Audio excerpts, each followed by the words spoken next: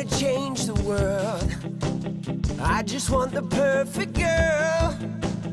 I don't wanna hang around, I'd rather be found. It gets better, I wonder, my pleasure together. Everyone's waiting, anticipating.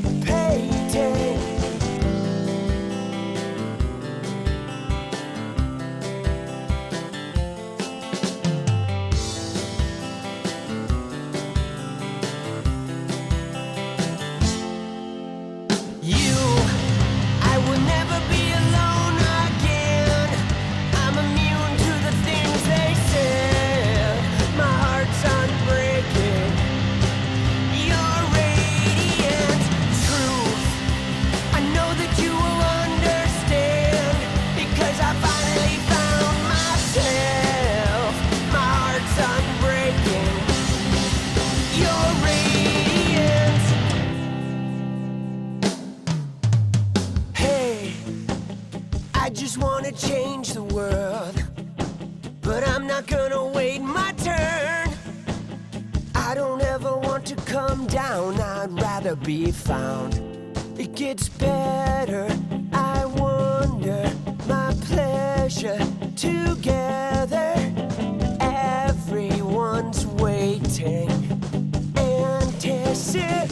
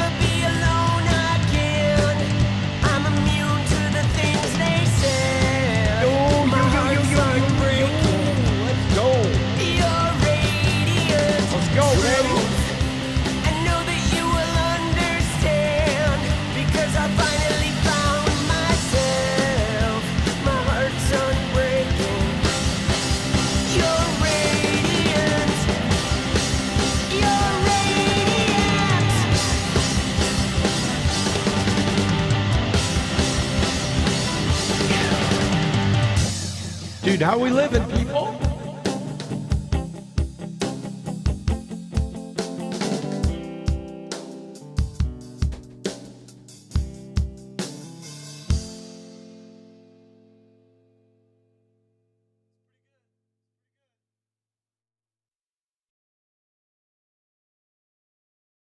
Let's go.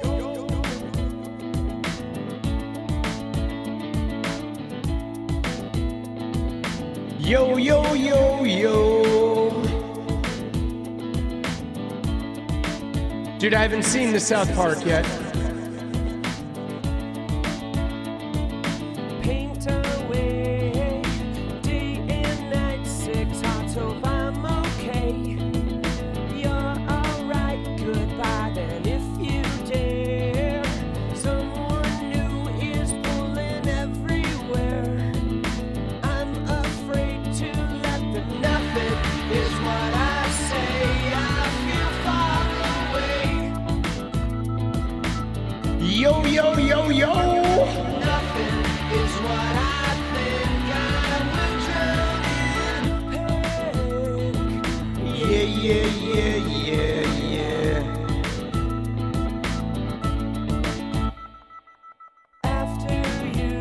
Dude, how we feeling?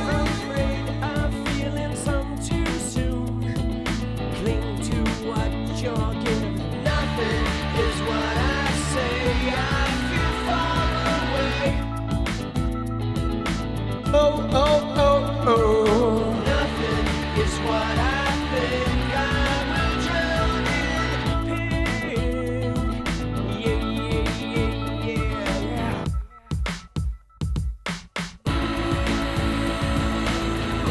Oh, oh, oh, oh. Ooh, oh, oh, oh, oh. Let's go. Yeah, it's a good song, isn't it?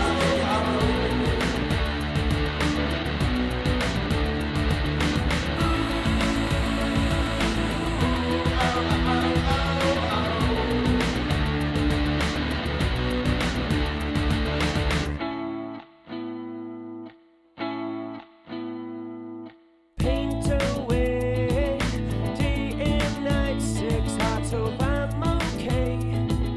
You're alright, goodbye then if you dare. Someone new is pulling everywhere. I'm afraid to let them. Nothing is what I say. I feel far away. Nothing is what I think. I will drown in pain. Yeah. Nothing is what I say. I feel far away. Nothing is what I think. I will drown in pain. Nothing is what I say. I feel far away. Nothing is what I think. Nothing is what I think. Yeah. 'Cause I will drown in pain. Oh, oh, oh, oh.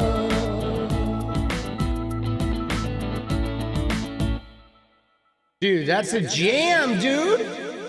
𝗙𝗍𝗃. Dude, 𝗙𝗍𝗃's in the house. Let's go. We got 𝗙𝗍𝗃 in the house, baby. Where is 𝗙𝗍𝗃? You like that song? Good. Aaron, no, it's a good song, actually. I think it's a fucking worthy tune. I'm glad you enjoy it. Dude, I'm a little tired. I'm a little off my game, actually. I've been so overcritical of myself. I've been afraid to say I'm in too deep. You feeling good and groovy? Good.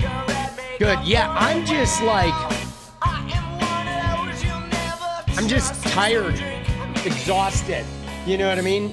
Like, just came off a very busy, lot of videos, lot of content, had a lot of like big videos hit, right? So it was a kind of a crazy busy time. Now it's like sort of coming back down to earth. But now it's so much content you can't keep up. I know, it's fucking crazy. underestimate yourself. Lot of content. Dude, I'm trying to keep up with the big dogs, bro. You know what I mean? And they put out a lot. Can't be at peak performance. You don't get rest? Yeah. I mean, I get rest. And sometimes you don't have to be at peak performance. Sometimes you just gotta show up. Sometimes you gotta be at peak performance. Excuse me. Oh lordy. Sometimes they have a lot of manpower. I know the bigger channels have a lot of manpower. But so what's crazy about it though is this, right? Is it's this weird conundrum, right? Because and this is like anybody who's ever been a YouTuber encounters this. right? Because you're right. Like all the big YouTubers have a lot of, right? Have a lot of manpower. You know what I'm saying? But if you're starting out as a YouTuber, you are competing with all those ones with a lot of manpower. You know what I'm saying? You are. And so that is the conundrum, right? Like you don't have much of a choice but to compete with them. Now, the thing about this though is technically you don't have to put out a lot of content, but the more content you put out, the more opportunity you have to go viral and the faster you grow.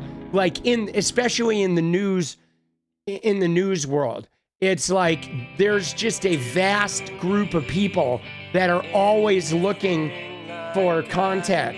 And so it's like the more fucking baskets you're putting content into. Oh shit. The more baskets you're putting content into, the more opportunity you have to reach audiences. Right?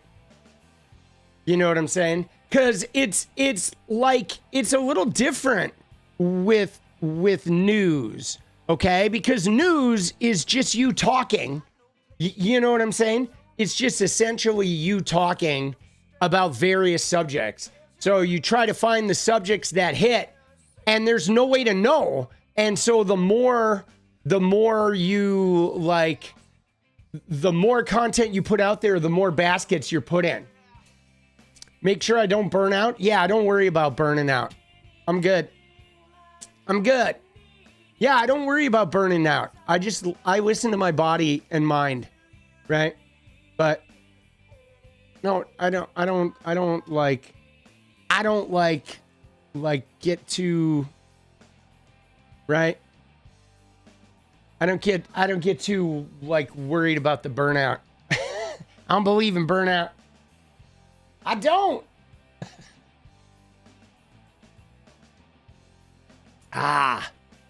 Let's go. Yeah, for me, I've never experienced burnout unless I'm doing shit that I don't like. You know what I mean? That's kind of it for me. It doesn't really have to do with the amount of work I do. It has to do with if you're doing shit you don't like.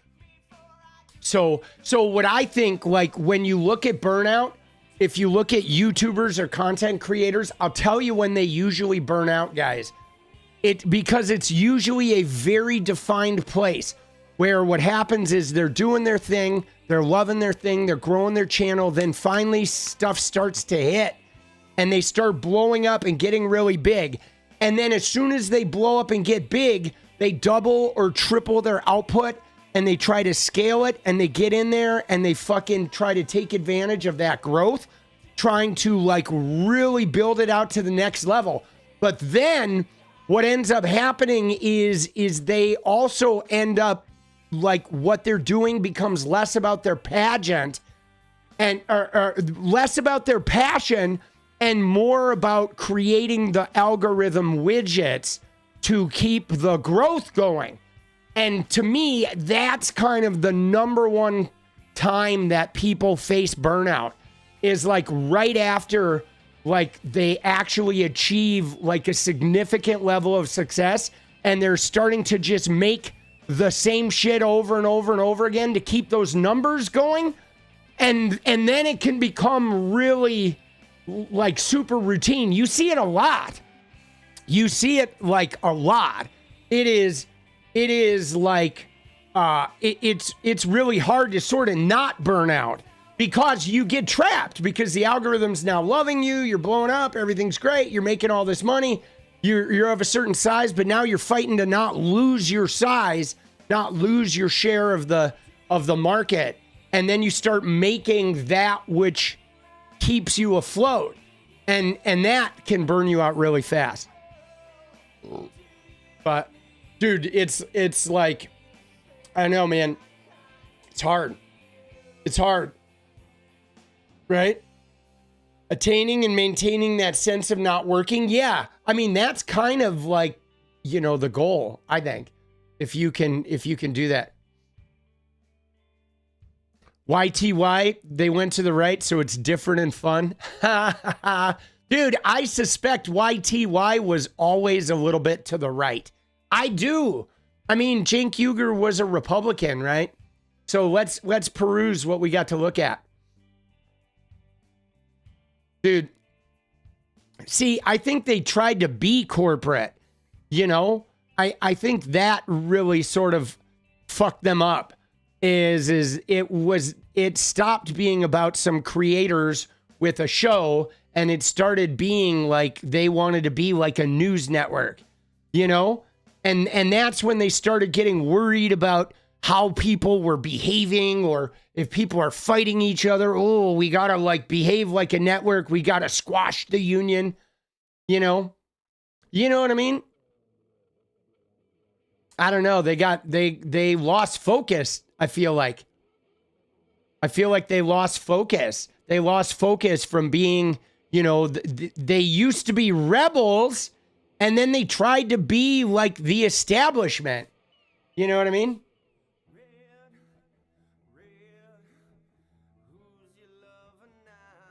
Cenk losing the election? Dude, I think it was Bernie. I think it was Bernie that fucked him up.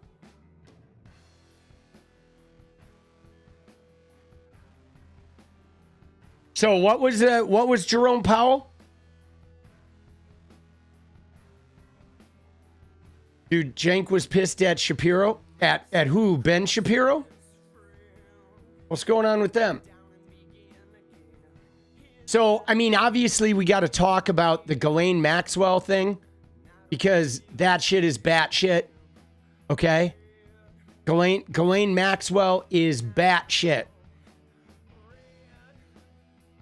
Fact check Trump about the Federal Reserve. Dude, yeah, where do we have a link? Dude, so he fucking retired, didn't he? Didn't he, Jerome Powell? He's like no mas, right?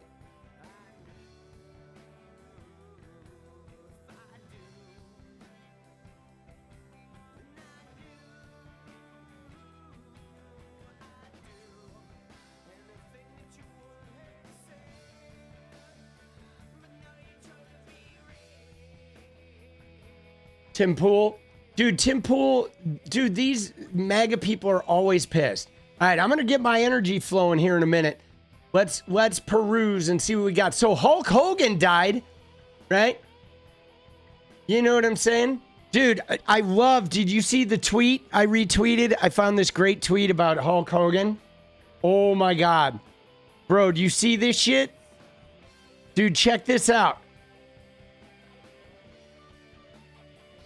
Jerome Powell. I thought Jerome Powell resigned, dude.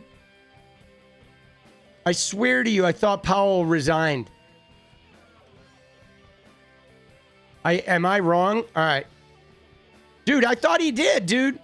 My fucking... Dude, I'm spacing, bro. Who just resigned then?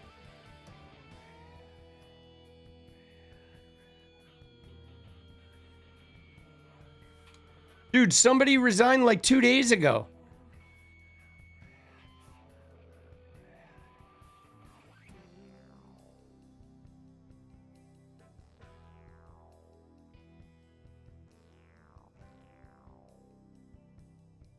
All right. Oh, I see what it was. Okay. So you know what it was? Is I just saw somebody like passing around a fake letter. Dude. There was a fake letter. Yeah, there was a fake letter. That's what I saw. Cause I thought he resigned. I was like, dude, come on, man. Right? You know what I'm saying? Like, come on, man.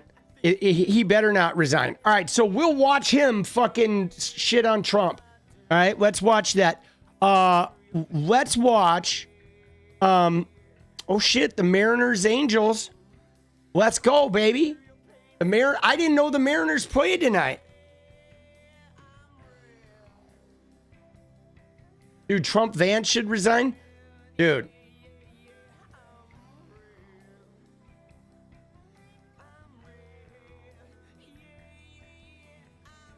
All right, let me catch up on the Mariners like play-by-play real quick. See the scoring plays. Dude, Rodriguez, Rosarena, they both homered. Let's go. All right. Polanco homered. Let's go, baby.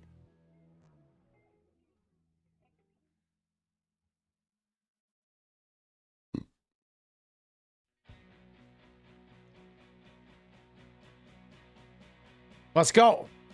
You don't know baseball? Yeah, I don't really know baseball either, but my son kind of got me into the Mariners. I don't know how he did it. Oh. All right. So, yeah, so look at this Hulk Hogan tweet, though. Dude, this shit is hilarious. Ready? Look at this. Right here. Oh, man, tell me this is not good.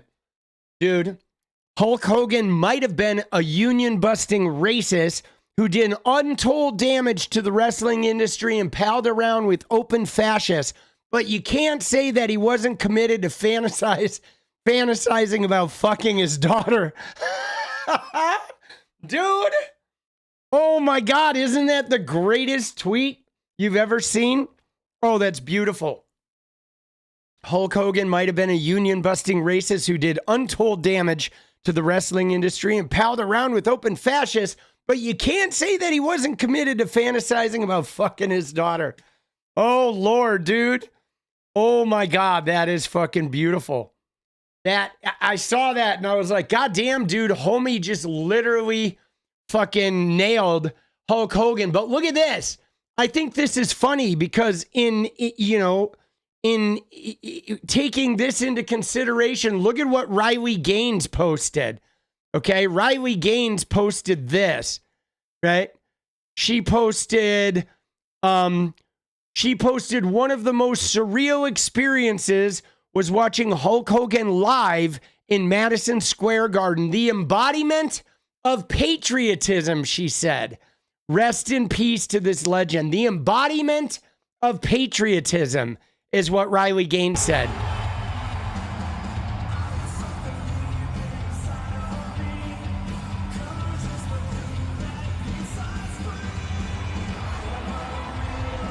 Dude, like, really? You know, the guy wanted to fuck his daughter and he was a brutal racist, but he tore his shirt off, and said he agrees with you politically. Like, for them, that's it. As long as you say you're right and I agree with you politically, you can be a fucking scumbag. And they don't care. They're like, oh, yay, you're so patriotic. Oh, yeah, you're so oh, you hate trans people too? Oh, you're so patriotic. Oh, let's go. Dude, they're so, like, they have no principles whatsoever. Dude, you're right. Dude, what a great way of putting it. Matt says that's all MAGA is. It's a permission slip. And it is. You know what I'm saying? It is. It's literally a permission slip to just be a degenerate fucking person. And if you join the club and you're a degenerate person too, they're all like, oh, we love you. Right? Dude, crazy.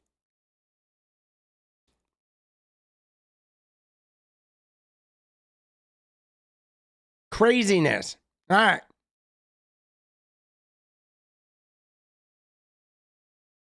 Dude, look at this. Look at this fucking... This is what rugged masculinity looks like. Imagine any other man of his age doing those stairs in the blazing summer heat. Look at Joey Manarino, bro. He thinks walking down the stairs out in the daytime is like rugged masculinity. Dude, really? Look at that. Rugged. What rugged masculinity, bro? Like, really? Dude. No way. So, yeah, so Gen X, the thing about Habba is Habba got fired and then she got nepotismed and daddied into the job. So what happened with Habba is he made her the state's attorney, right? The U.S. attorney in New Jersey.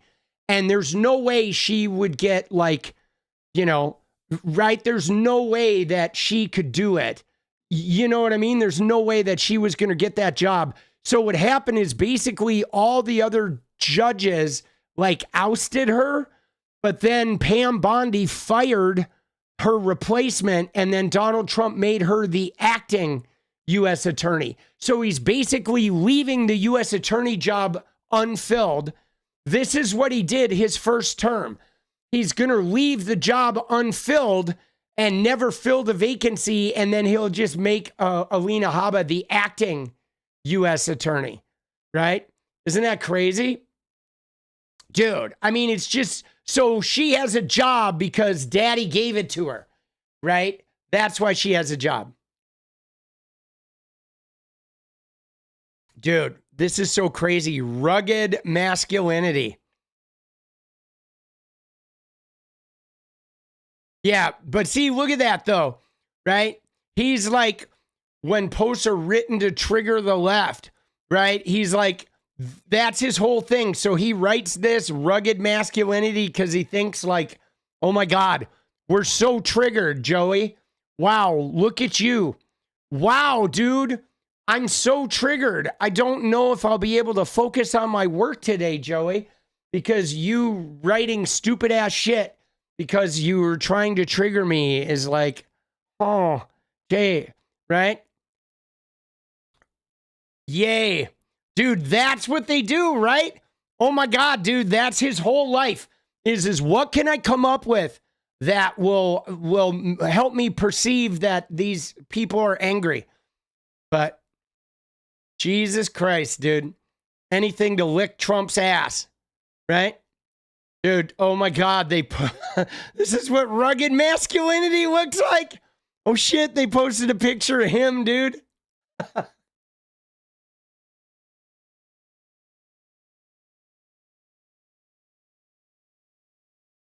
Dude. Yeah, crazy. They're so weird. Did you see this? I couldn't help but see this, where this is the new thing they're posting today. Benny Johnson was the first to post this, where Stephen Miller went on TV and said Biden trafficked 450,000 children into America. So supposedly there's like 500,000 kids that are just, where are these kids, right? What are they, in child slavery somewhere, right? 450,000. Like, oh, really? Huh, that's interesting. That's a cool 500,000, dude. That's a lot of kids.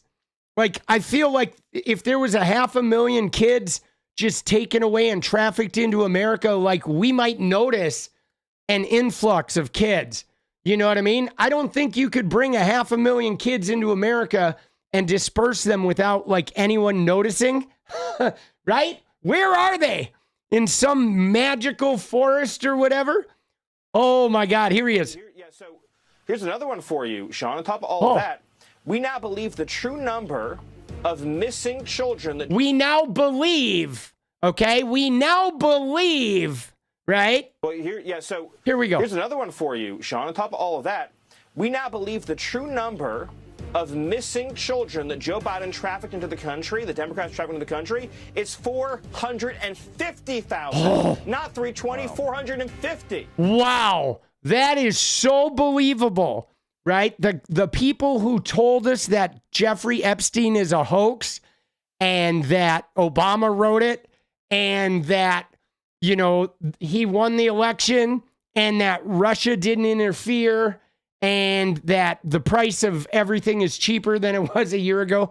They're now telling us 450,000 with the music. Do you hear the music? The music really is like, man, that's got to be real, dude. The Democrats have committed crimes for which they can never be forgiven, Sean. And Donald Trump is cleaning it up. Donald Trump is cleaning it up right now. Let me say it again. Stephen, they have blood on their hands. They'll have more blood on their hands. Every murder, every rape, every violent crime. And if there's ever one of these known terrorists, we don't know where they are, that they let into this country unvetted, if there's an attack on our homeland, they'll have a lot more blood on their hands. I hope and pray I'm wrong. They will. I don't think I am. But here, yeah, so Dude, I know that music, dude. That music is like the really terrible music for a B military movie, right? You know what I'm saying? Like a fucking military movie made by Angel Studios with that fucking dun dun dun dun dun dun music. Oh shit, bro. They turn it up. The fucking their balls are like fucking pumping to the music. Oh yeah, 500,000 kids. Oh, blood on their hands. Dude, you know what I want to know? Is how does this guy's wife fuck him, bro? How does she do it? Like, does she like put on like a helmet or something with like a fucking face screen or some shit? Like, how does she do this? Right? Oh, that's right, dude. She fucks Elon, doesn't she? Right? Dude. Yeah. I mean, don't they have kids? Does he have kids? Dude, look at his expressions. Oh my God, bro.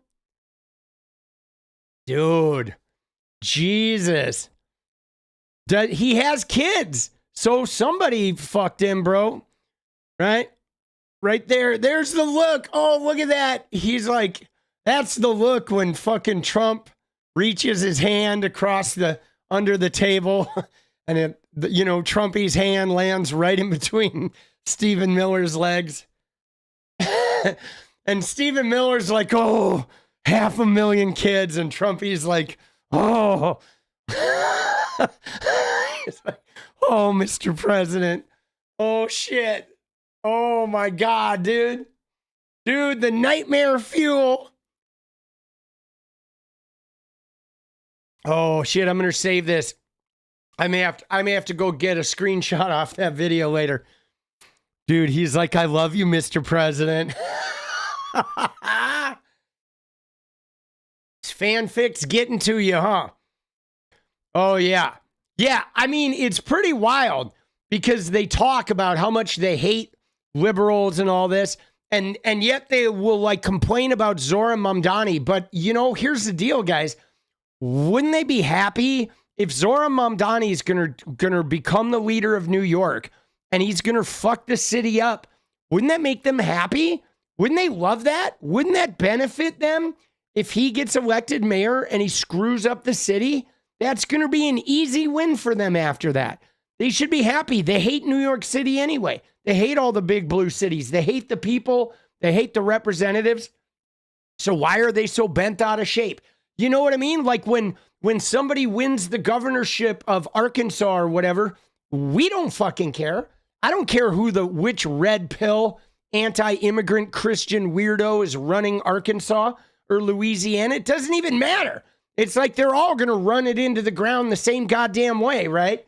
So it doesn't even matter who fucking wins there, right? It's always going to be some shithead Christian Republican that's going to do a terrible fucking job. And nobody cares, right? But they are so hell-bent.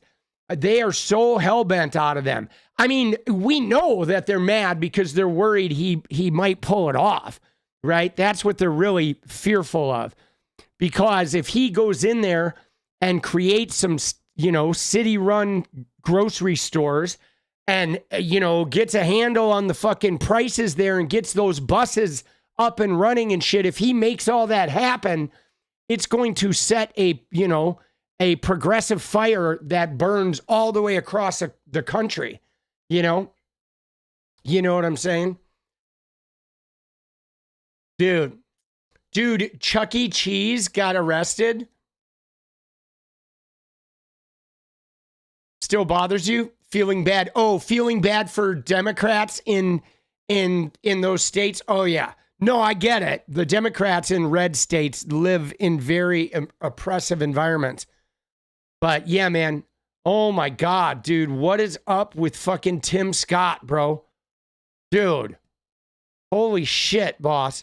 Dude, what is going on with Tim Scott? Like, homie, I think you need the camera a little bit further away from your face. Dude, he looks like a character on like Ice Age or some shit. Like a cartoon character, boss. Dude, that camera's like fisheye lensing, bro. You need to like back that camera off your face, dude. Is he taking Ozempic too? I bet he is, dude. Everybody's on Ozempic, aren't they? Dude, he looks like a fucking, like a cartoon character, bro. Like Pixar and shit. That shit is like, god damn, bro.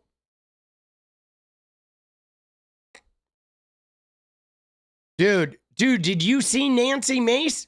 Oh my god.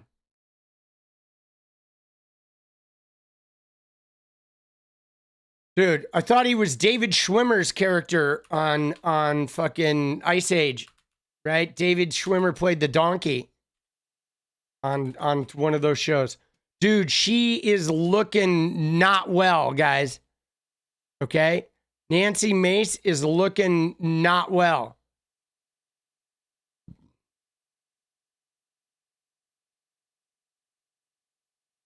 Look at that. Holy shit, bro.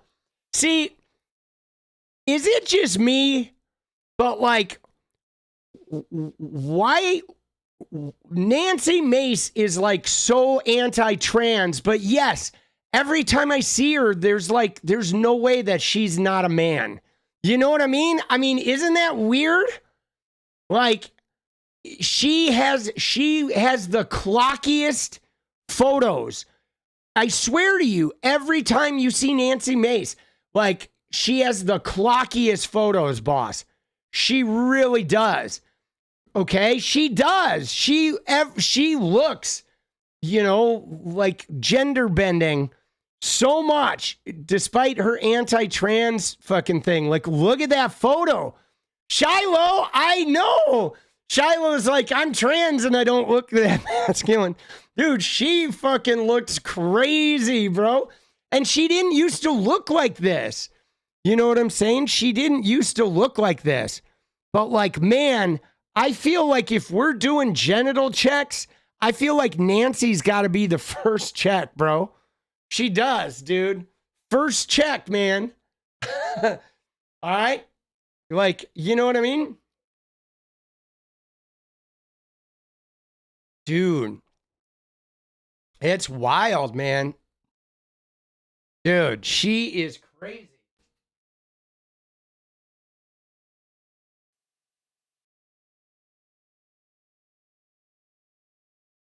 Oh, fuck, bro. That's wild. That is wild. I wonder if this is part of the reason, though, why she despises trans people, right? Because I wonder if she has some sort of complex about her where she looks in the mirror and feels manly. You know what I mean? Like, if she looks in the mirror and feels like really unfeminine and feels, you know, like has a real fucking thing about, you know, where she just hates herself because she feels like she's not feminine enough. You know what I'm saying? That could fuel this type of thing. Yeah. No, like a really fucked up imposter syndrome where she may just have a tremendous amount of self-hatred, right?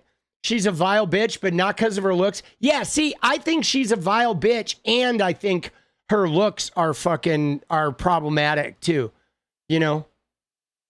She doesn't like fucking Joe Biden, right? Oh, Biden got 10 milli.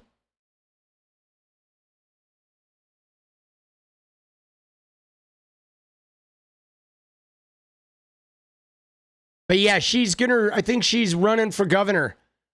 She's not gonna fucking run for governor. You know what I'm saying? All right, she's not gonna win governor, I don't think. Yeah, no, I know, Gen X. Like, the SA thing. And I feel bad, too, because, you know, I would never make fun of people who get SA'd. You know what I'm saying? I would never make fun of somebody, like, getting SA'd because that's, like, really, it's heartrending. But I've had numerous times where I've gotten into her replies and just like given her shit for the way she handles it, because she talks about it all the time, but she's clearly not doing any therapy. Because I know a lot of women who have fucking been SA'd and gone to therapy and done EMDR and like worked on that shit. And you don't fucking sit there and use it as a cudgel and go out and attack anybody and everybody. Like the amount of attack she is, and constantly, you know, like projecting her trauma onto other people. She is like seriously fucking seriously still traumatized. And Fred, yeah, you can post the congressional switchboard number. That is like public knowledge, isn't it? Right? As long as you're just posting the congressional switchboard number, just make sure you mark it. Right? That is the 202-224, right? That one. You can post that. But yeah, man. But so there is a scenario, right, where if Nancy Mace has some sort of complex about her femininity, right, she could look in the mirror and see a version of herself that she just hates, that makes her despise transgender people. You know what I mean?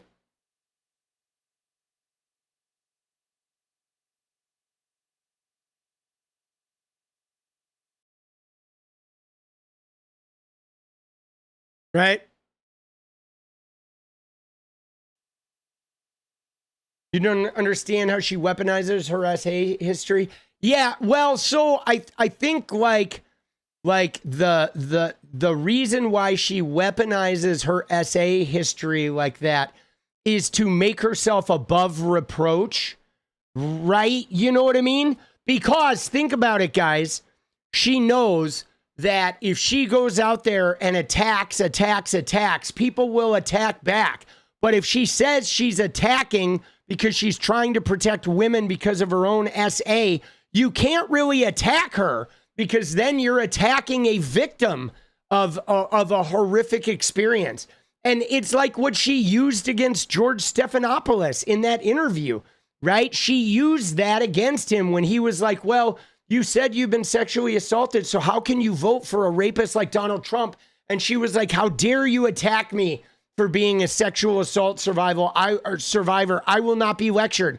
Like, she does it to prevent people from being able to call her out on shit, because how dare you attack a victim of SA, right? It's a manipulative sort of, I mean, it's what abusers do. Like, she is a classic abuser, guys. And we know this, right? We've seen her former employees who come out and talk about how she is an abuser. Okay. She abuses her employees.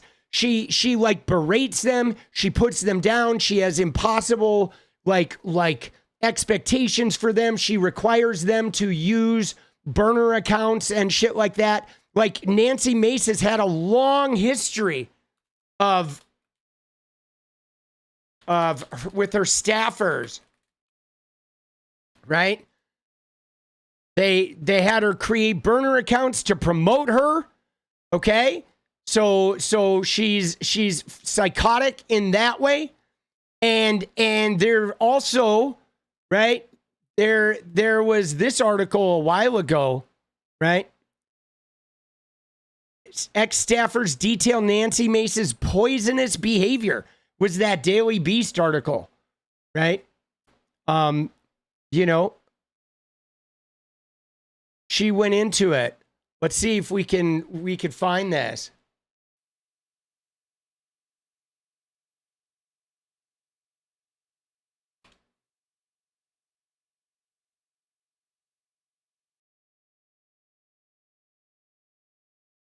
Yeah, here we go. Staffers detail Nancy. Dude, it's more, sorry, I can't do the AI voice, right? See, first off, she accused her staffers of like invading her privacy, but here it is.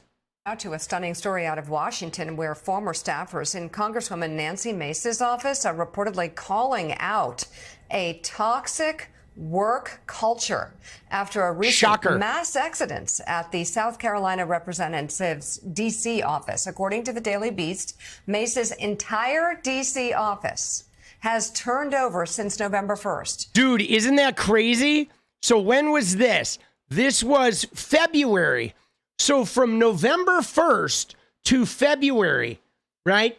3 months, her entire DC office quit and moved on, dude. 3 months, bro, right? 3 months. All of her staff gone. Isn't that crazy? Quoting former staff members who described the office as a, quote, toxic work culture driven by a delusional boss. Mace's former chief of staff, Dan Hanlon, who was fired on December 1st, has even filed to run against Mace in her South Carolina district. Former staffers who spoke with the Daily Beast on the condition of anonymity described Mace as micromanaging the office all day and into the night. One former senior staffer claimed Mace called close to midnight on Christmas Eve, asking why she wasn't on TV more during the holiday week. Former staffers... By the way, a question I never asked. Former staffers described the job as grueling and thankless, adding that Mace created a, quote, demoralizing environment for staff. Mace's current chief of staff called the situation a non-issue, according to the Daily Beast, describing the turnover as, quote, new coach, new team in the D.C. office. I mean, yeah, I'm not surprised. So, Vaughn, it's been a very curious few years following Nancy Mace. And yeah, see, I got to say, Nancy Mace she is one of the weirder cases of people that I've ever seen, guys, because she came onto the scene in 2020. She was very anti-Trump. She was very anti his treatment of women. She was livid about, the insurrection, and she was seriously put off by the Republican, trying to strip away women's right to birth control and their right to choose. And she seemed like she was going to come into the Republican Party. She was very friendly towards LGBTQ people, and she seemed like a Republican that was coming in that had some social justice values to her, about at least respecting the humanity of gay people and wanting to prevent severe draconian laws against women. And she seemed like a moderating influence to the Republicans. And I liked her when she first showed up. I actually was like, oh my God, this Nancy Mace woman, this was back in 2020. This was, before I got into politics, back when I was still playing fucking Fortnite. But when she arrived on the scene, I was kind of excited. Post-Trump, you got Nancy Mace in there. It looked like there was going to be an opportunity for Republicans to sort of take their power back and sort of extricate themselves from the graveyard that is Trumpism. And I thought, wow, what a wonderful conservative woman who's not an extremist, okay?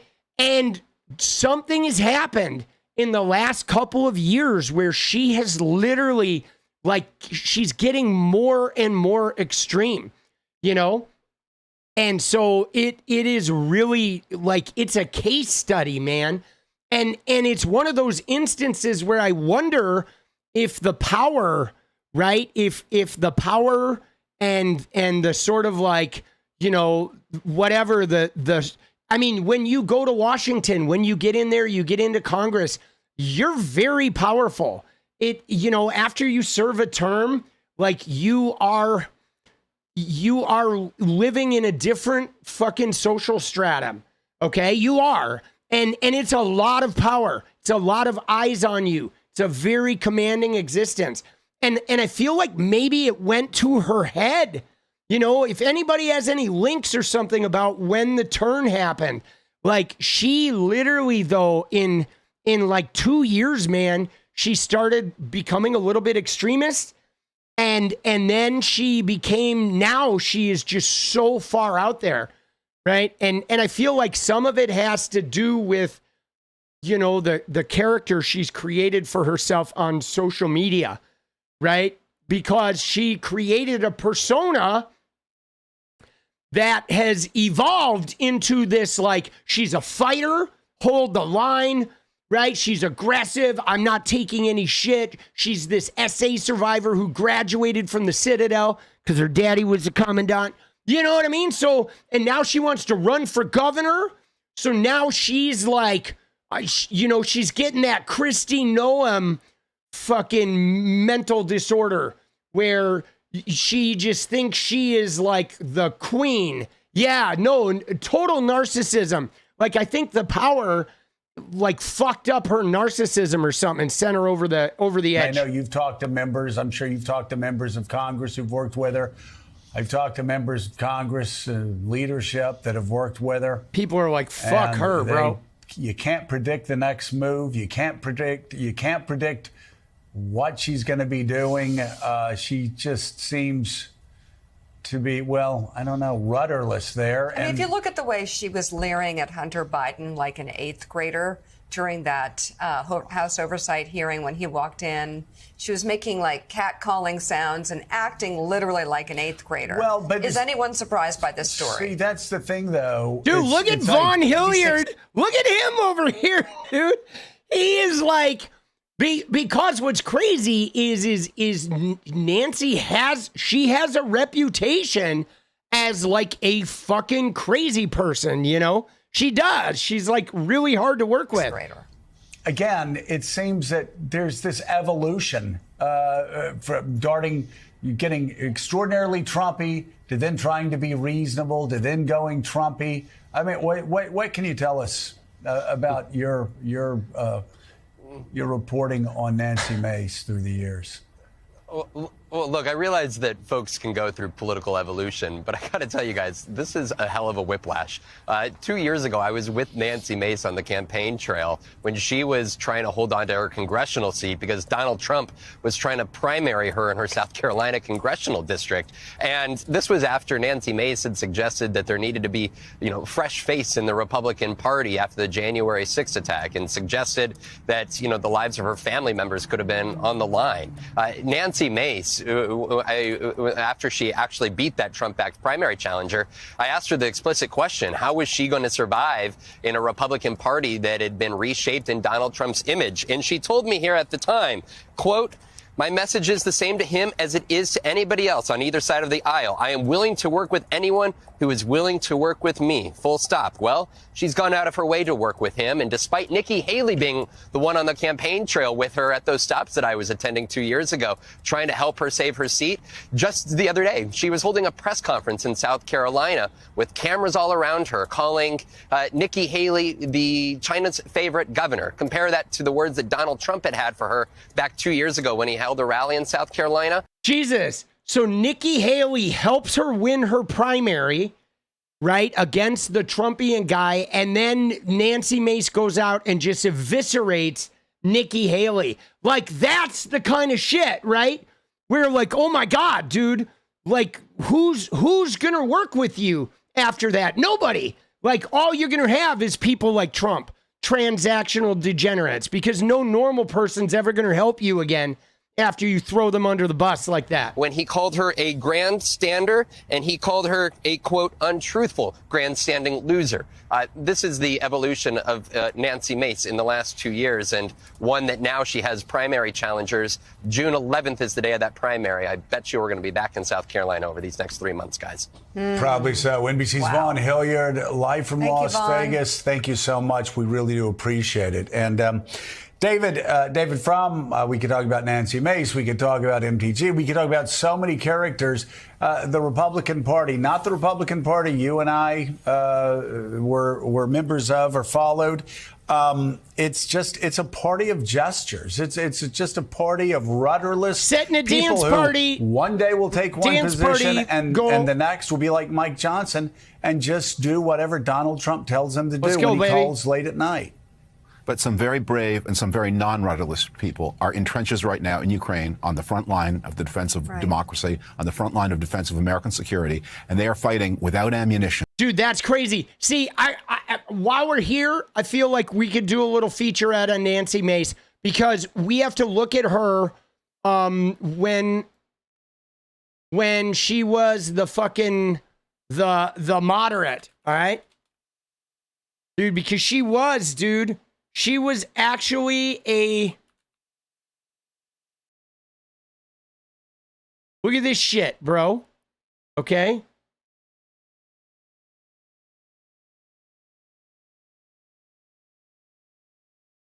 See her where she was like...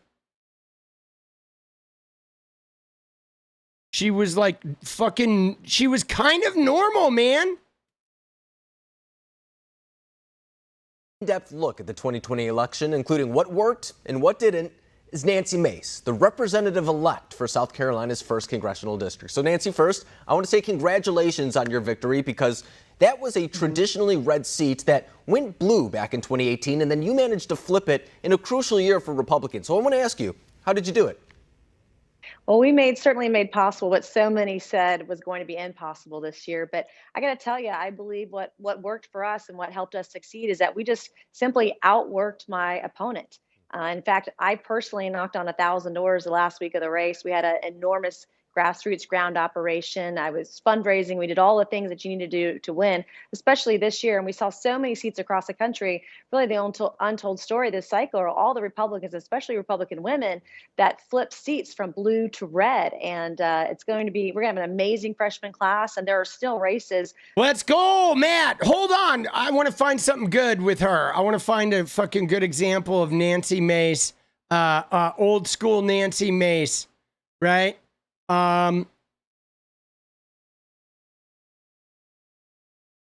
Dude, thank you, Matt. Appreciate you, boss. Oh, yeah, there we go.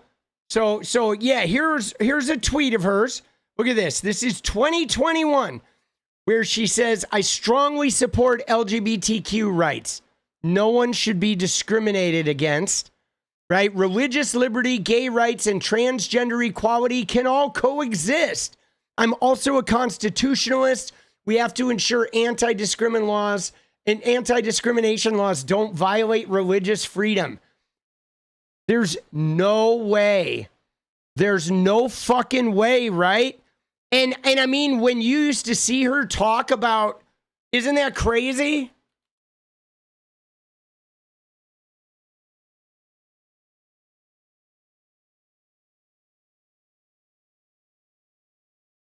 See, look at this. She was on The Daily Show. Wait, that's from a year ago. Charlemagne, let's go back. I want to go back. Here we go. Look at this. Last week, two this is from 2020. Watch this, guys. Heavily Republican states, Nebraska and South Carolina, failed to pass near total abortion bans. South Carolina Republican Congresswoman Nancy Mace joins us now, and it's good to have you here in person. You're often joining us remote. Good morning, and thank you for having me. So I want to get to a lot of what we just talked about there with the debt ceiling, but let's start off on abortion. You've been talking about this being a very moral issue, but also a political one that will impact voters in 2024. Nikki Haley, the former ambassador, former governor of your state, said no Republican president will have the ability to ban abortion nationwide. And she believes there is a federal role on abortion, but she didn't say specifically what it is that she believes. No limits exactly, no exceptions. Does she need to? Well, I think any presidential candidate, anyone running for office at the federal level, including members of Congress, incumbents, and people that are running to flip seats in 24, need to have a position, need to articulate that position. What I've been trying to do since Roe was overturned is show a roadmap. I represent a swing district in South Carolina, but show a roadmap for winning states that are very purple or districts that are purple, and articulating where we stand on the message. And we have to show, and I'm pro-life, but I'm a conservative who reaches across the aisle and works with the other side. I work with Ro Khanna. Great to see him this morning on your program. I work with Democrats all the time on issues where we can agree on. And there's so much when it comes to protecting life and protecting women that we can agree on in terms of gestational limits. That's something that can happen at the state and the federal level. And I talk to and listen to my constituents all the time. And I read a letter from a woman who's no longer Republican. She's an independent voter now. She's pro-choice. And her gestational limits are 14 weeks. Well, I'm a pro-life legislature. Mine are 15 to 20 weeks. We want to make sure there are exceptions. So there's so much, I think, in how we talk about the issue. But we have to, as Republicans, show compassion towards women and life. I mean, you can do both and win. I did it overwhelmingly. I mean, just listen to her tone, right? Her tone is so different. In November, when we won by 14 points, overwhelmingly in a swing district. And just for clarity, the majority of abortions are performed in that window of 15 weeks. Right. So former President Trump has taken criticism from Republicans, though, for not specifying a position either, has just said it's up to the states. Both of South Carolina's senators have picked that window, 15 weeks, 20 weeks. Tim Scott's running for president potentially here. He said he'd sign a 20-week limit. Is he closer to what the Republicans need to be doing than Nikki Haley is? Well, I think 15 to 20 weeks is the sweet spot here, because the Democrats often are at 24 weeks, and that's too far for a lot of people. No one wants zero. No one wants 0 weeks. But you want this to be clear at the federal level. You want a law, not... She said no one wants zero, but a lot of the Republicans want zero. I mean, I think there's a role for the state government and for the federal government. If it's gestational limits, certainly we can find some agreement. That's why I say 15 to 20 weeks. That's something even pro-life groups like Susan B. Anthony's list, although they're against it now. 2 years ago, they were for 20 weeks with exceptions. They've just moved the goalposts. But for years, Republicans have been for 15 to 20-week bans with exceptions, including both my senators from South Carolina at the federal level. And I think most 80% of America would agree with that. But they want us to protect. Yeah, the Project 2025 people and the evangelicals, they want 0 weeks, and you're right, no birth control. They want to be able to fully entrap women in childbearing. That is the absolute goal, right? To be able to impregnate women and keep them childbearing servants. Women and girls who are victims of rape, victims of incest, women whose lives are at risk. We also need to make sure that that birth control, that women have access to birth control, particularly in rural areas. In South Carolina, we have 14 counties in our state that don't have a single OBGYN doctor. And then what do we do with the babies who are born who are unwanted? What about our foster care system, adoption care, birth control? There's so many things that we can work on to show that we're pro-women. Yeah. Rape kits. We have over 100,000 rape kits in this country that have yet to be processed. We can do both. We can walk and chew gum at the same time. Well, you have said Republicans need to have one. Listen to that number. There's 100,000 rape kits that have yet to be processed. Think about that. You get raped, you go to the hospital, you fucking talk to the police, they do a rape kit. 100,000 of them are just not even processed. So yeah, how do they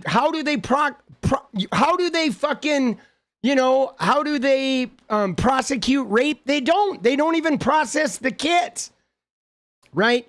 You just don't process the kit, and then there's never a fucking court case. That's fucking brutal. On the ticket. Yep. Nikki Haley endorsed you.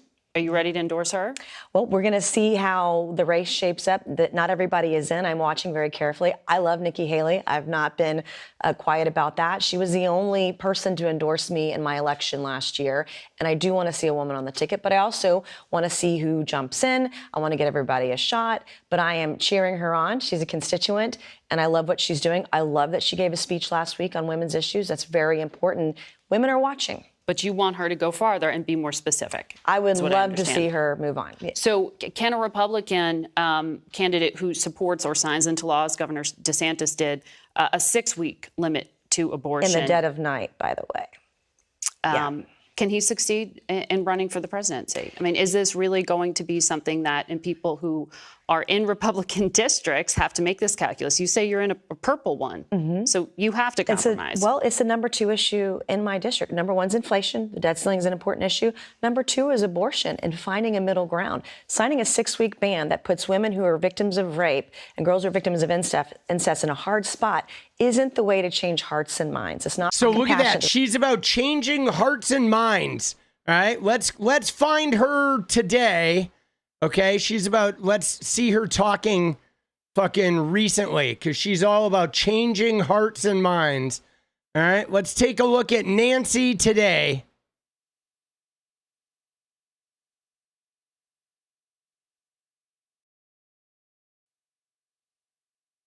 Here we go. Anti-Semites at the Capitol. Anti-Semites? I guess she's talking about Palestinian protesters. Oh, here we go. And now with Nancy Mace from South Carolina, baby. We're here to talk about our fight for freedom. I mean, this is all about. It takes Americans from all walks of life, every color here. This is a fight between good and evil. And we have so many Christ followers, faith followers in this fight with us. And so now I'm fighting really, really hard to make sure that we don't erase women and that men are in the fight with us, because we can't do it alone. And now with dude, the fight of good versus evil now. Now she's like, oh, it's not about abortion anymore. It's about fucking good versus evil. Oh, what does that mean? I mean, dude, realistically, that the whole good versus evil thing is just a highly charged thing that religious people do when they're using their religion, which is like, if you don't agree with them, you're evil and you need to be snuffed out, right? It's a way of fucking dehumanizing people to the point that there's no fucking, like, anything they do to you is okay because you're evil, right? They can go to any length to fucking harm you. You can't deny you're a communist and want the government to run everything. I will also tell you that the morale with the NYPD and men and women in blue throughout the New York metropolitan area is at the lowest I have ever seen it. Dude, look at her, dude. What is going on with her, bro?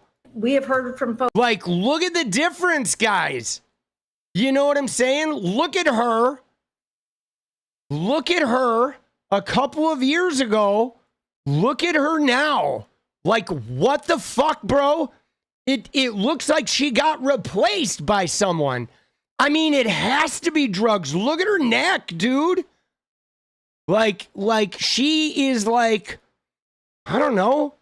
She's you know, a regular normal woman here. She's got some makeup on and like, what the fuck, dude? This is when was this? This was 2 years ago. 2 fucking years, bro.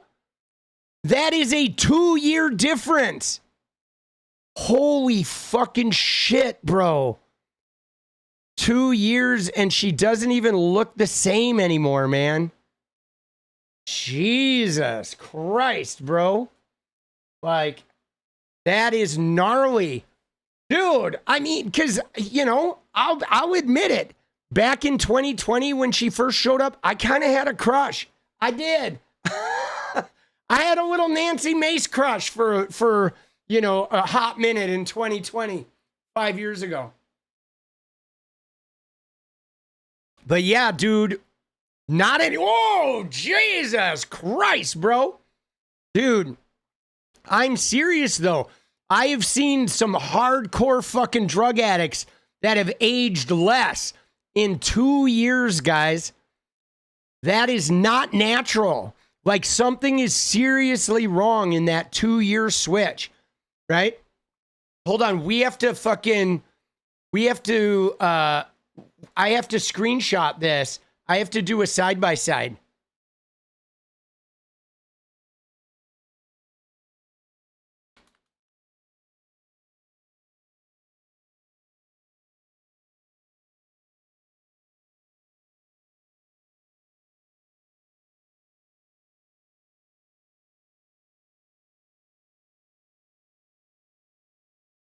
Dude, let's go. Let's go, Jen.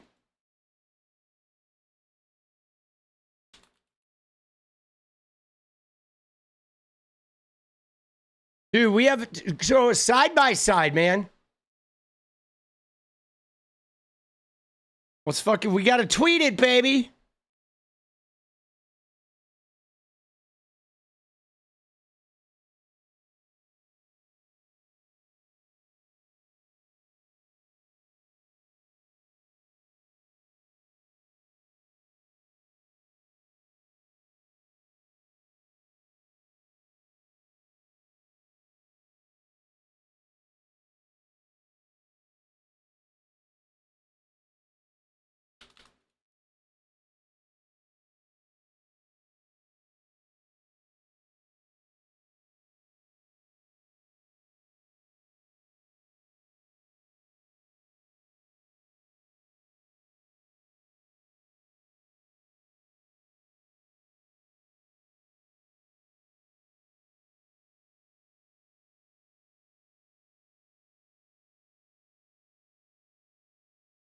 That shit is crazy, bro. I have never seen anyone fucking age like that, dude. That is fucking astonishing, right? That is some gnarly shit. She looks like she has aged like 50 years, right? Doesn't she look like 50 years older? I mean, dude, it's brutal. Dude, Marjorie Taylor Greene and Dog the Bounty Hunter. Dude, she is off her fucking rocker, bro. Oh, Lord. Wait, somebody, what was that? What was that link? You gave me a link, dude. Natalie gave me a link of something. Was there a link of something? Was oh, she got community noted about Epstein?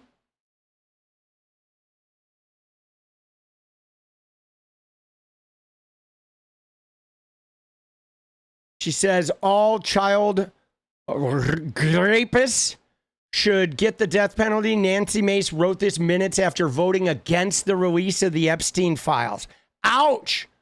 Right? And then she says there was no vote on the Epstein files today, despite Democrats' best efforts to trick the fake news. Here's what happened. They claimed that if the previous question failed, they'd offer an amendment to force the release of the Epstein files. And it says misleading. Dude, she got community noted again? And again? Oh my God, bro.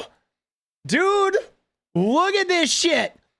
She gets community noted. She responds. She gets community noted. She responds. She gets community noted. She responds and gets community noted. Oh, dude. That is just so funny. Oh, dude, that is so funny. Oh my God, that's hilarious. And then another one. Every post she did, she got community noted. Oh Lord, dude, that is amazing. That is so, I mean, guys, this is a fair question. Like, seriously, what happened to Nancy Mace? I mean, it's a question we got to ask. Like I said before, when she arrived on the scene in 2020, she seemed like a moderating influence. Okay? I even had a crush on her for a hot second, right? But, like, I have never seen anyone age or fall from grace like she has. I have never seen anyone crash to the point of like her staff overturning, right? Crazy stories about her requiring like burner accounts, bot farms, obsessed with, you know, her self-promotion and fucking toxic work environments. Now she thinks she's running for governor, but she has just aged. Something, it's like MAGA kills. I'm serious. MAGA, the xenophobia, it kills. Let's look into this. You know what I mean? There we go. I had to do my little video intro. Dude, I'm going to make a video about this. I'm really intrigued by Nancy Mace. Dude, she got violated with the fucking community notes. She has gotten manic. But I'm telling you though, guys, she actually gets savaged with community notes. And you know, John, it's funny that you mention it because I saw 𝗙𝗊𝗏𝗏. There was a tweet of 𝗙𝗊𝗏𝗏 talking the other day, and she reminded me of something similar, right? Where it felt like a similar space where 𝗙𝗊𝗏𝗏 used to be a moderating influence,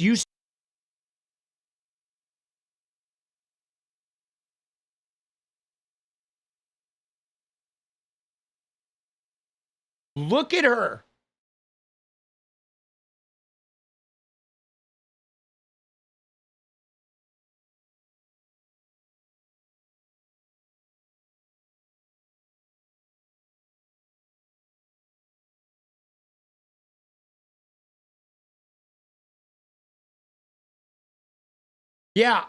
Yeah, no, there was some blip. I don't know what's going on. But look at her, dude. Dude, pendulous. Let's go, baby. There'll likely be a time when you'll be needing a gift sub. Yeah, we'll make sure you get one. Right? But look at Nancy 𝗙𝗏𝗏𝗏. Or Nancy 𝗙𝗏𝗏𝗏, sorry, Lisa 𝗙𝗏𝗏𝗏. They're all Nancy. Look at her. Yeah, Speaker Mike Johnson is sending the House home so they don't have to vote on it. So that sounds like you think they should just release everything. Just be done with it. Be done with it. If in fact there's no there for the president, get it out there. Dude, look at her though. She's crazed, bro. Dude, she does look like Palpatine, boss. You know what I'm saying? She looks like Palpatine, dude. Pendulous with the gifted membership. Let's go. She looks like Palpatine, but this feels, look at that. Oh my God, bro. Dude. Dude, tell me that shit ain't fucking, right? And again, this is the woman that gave us the Medicaid cuts right here. Dude, she gave us the Medicaid cuts saying, oh yeah, I hope they pass. I hope somebody fixes this terrible bill. Yeah, guess what? They didn't fix it. Lisa, you fucking idiot. You fucking moron. But this is like the Nancy Mace thing, dude. Nancy. All right, let's see the link here that Bradshaw put out. He's saying this is when I liked Nancy Mace. Says video's not available anymore, boss.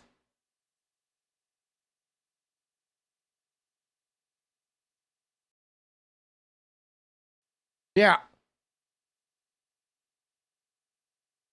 That video does not work there, brother. Oh, does it not have the fucking...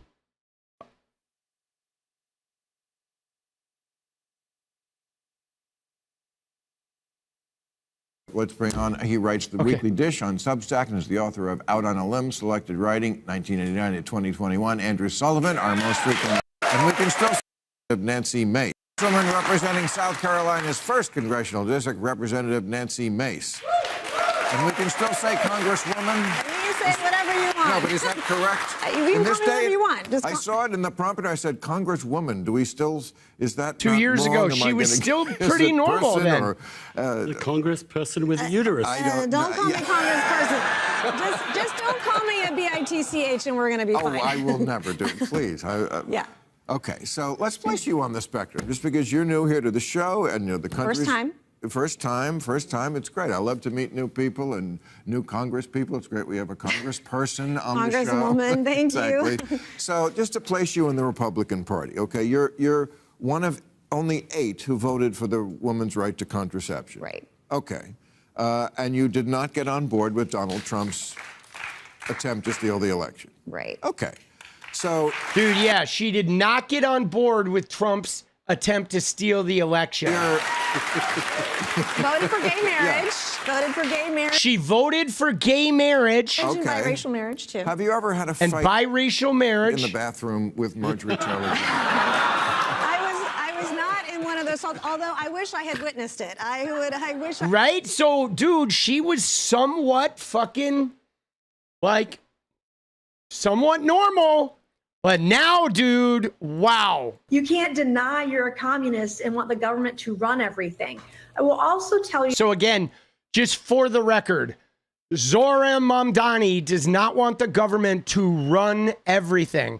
Zohran Mamdani wants to have 5 government-run grocery stores, 1 per borough, to guarantee that the poorest people in every borough have a grocery store that's affordable and there's no food desert, so they can get good, high-quality, healthy food at a reasonable price. So everybody has access to at least 1 grocery store, right? That's it. That's it. And he wants buses to be free and to run on time. I mean, that's not fucking right. You know what I'm saying? And what's more, it will offer competition. I mean, when you think about it, if we had some government-run industry to offer competition, think about this, guys. You ready? Imagine how fucking expensive UPS and FedEx and all those services would be if the post office didn't exist. Huh? I'm telling you, the post office is a moderating force that makes FedEx and UPS and DHL and all those other services, it keeps them in check because they have to compete with the pricing of the post office. It's actually really good for capitalism to have competition like that. Somebody offering a lower price. That's what we used to have, right? Before everything was owned by a subsidiary of a subsidiary of a subsidiary of a fucking subsidiary, right? Whereas now there's like 2 companies that set the pricing for an entire fucking industry. Okay, we used to have it so there were a whole bunch of small companies and there was some type of pricing competition, you know?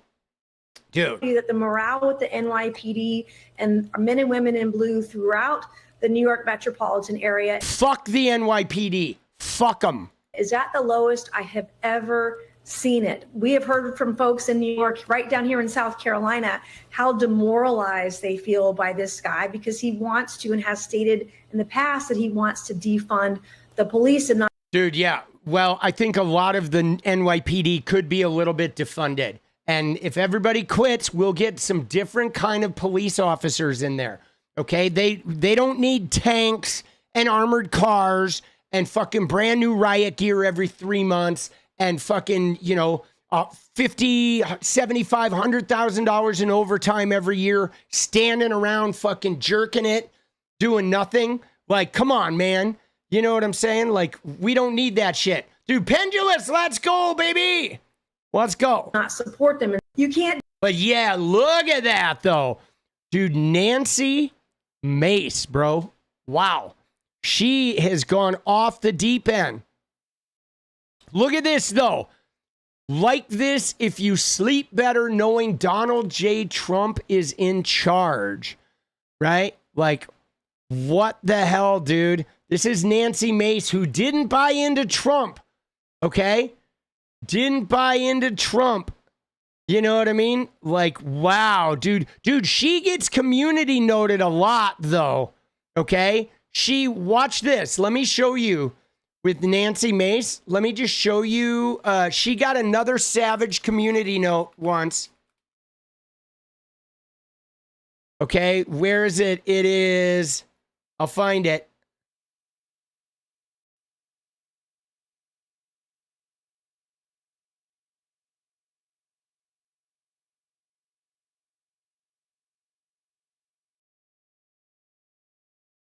Dude, she got the most, she gets some pretty savage community notes because she's such a liar. I can't remember. Maybe it was a Low Country post. Oh, I wonder if you can just look up community note.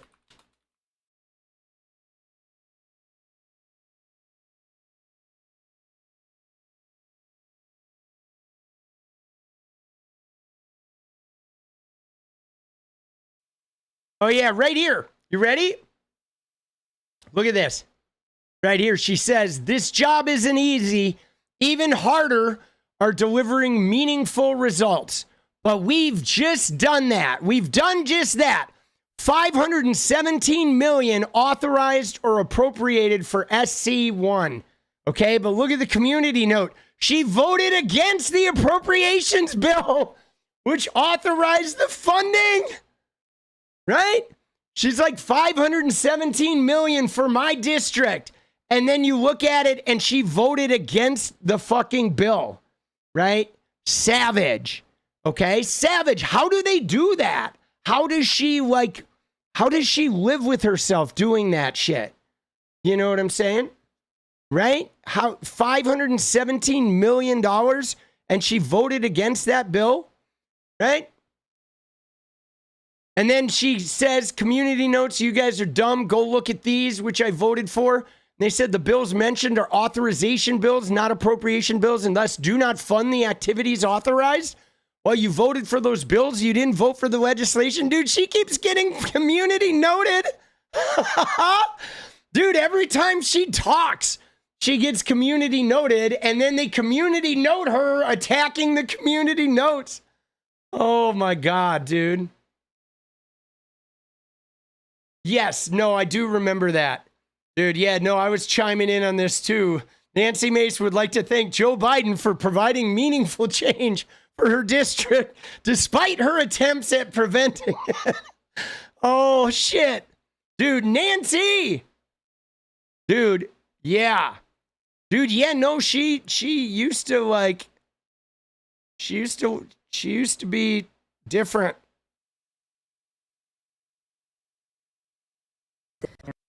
First of all, I want to say to all the Mount Pleasant moms and the parents on Isle of Palms and Sullivan's Island.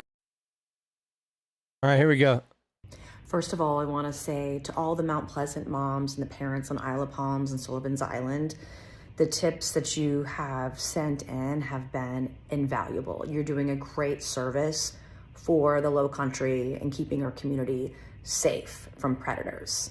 And to potential victims and other women in Charleston County and elsewhere, your information is also invaluable. We want to thank you for calling in as well. We have resources for you on mace.house.gov/women, also on mace.house.gov/survivors. Dude, I swear to you, she actually does look like she's fucking doing meth, bro. If you look at her teeth, like, I think she looks like she is doing some methamphetamine, bro. Right? It's like, or maybe it's Ozempic. Dude, stay away from that Ozempic shit, guys. Survivors. And, of course, any tips that have come in to our office are being provided to law enforcement immediately. So it's invaluable, and we appreciate you stepping up to protect our community. Thank you. Dude, it's not Ozempic. It's something. Dude, it is something, bro. Jesus. Right? Fucking brutal. Dude, I love her getting community noted and then community noted and then community noted as she attacks the community note. Oh, Lord, bro. Rough. Yeah, I mean, they get community noted a lot because they lie, right? Dude, look at this. When Nancy Mace signed bathroom signs. Like, really? Dude, who the fuck wants a Nancy Mace signed bathroom signs, guys? Dude, who would order this shit? Right? Look at that. When Nancy Mace signed bathroom signs. Bro, that is some white trash shit. I can't even imagine TERFs wanting that. Okay? Like, that is crazy. All right. Dude, what happened to her, man? You want one? Dude, I don't know, man. I'd probably sign up for the Nancy Mace genital check. Right? I'd sign up for that, or I would have in fucking 2021. Right? I don't know if I'd sign up for it anymore. But in 2021, if there was a there was a genital check, I probably would have signed up for it. Shh. Oh Lord, but not anymore, man. Trying to quit. All right. Dude. Yeah, that is some frightening shit, boss. Something happened to her. All right, moving along. We got to look at Ghislaine Maxwell, okay? We have to take a look at Ghislaine Maxwell because obviously this was one of the big stories of the day, guys. And guys, this story is really important, okay? Is she being investigated by the House Ethics Committee? I don't find that surprising at all, Bradshaw. I don't find it surprising at all. Something is going on with Nancy Mace where she's just gone sort of off the rocker, okay? And there's definitely something going on.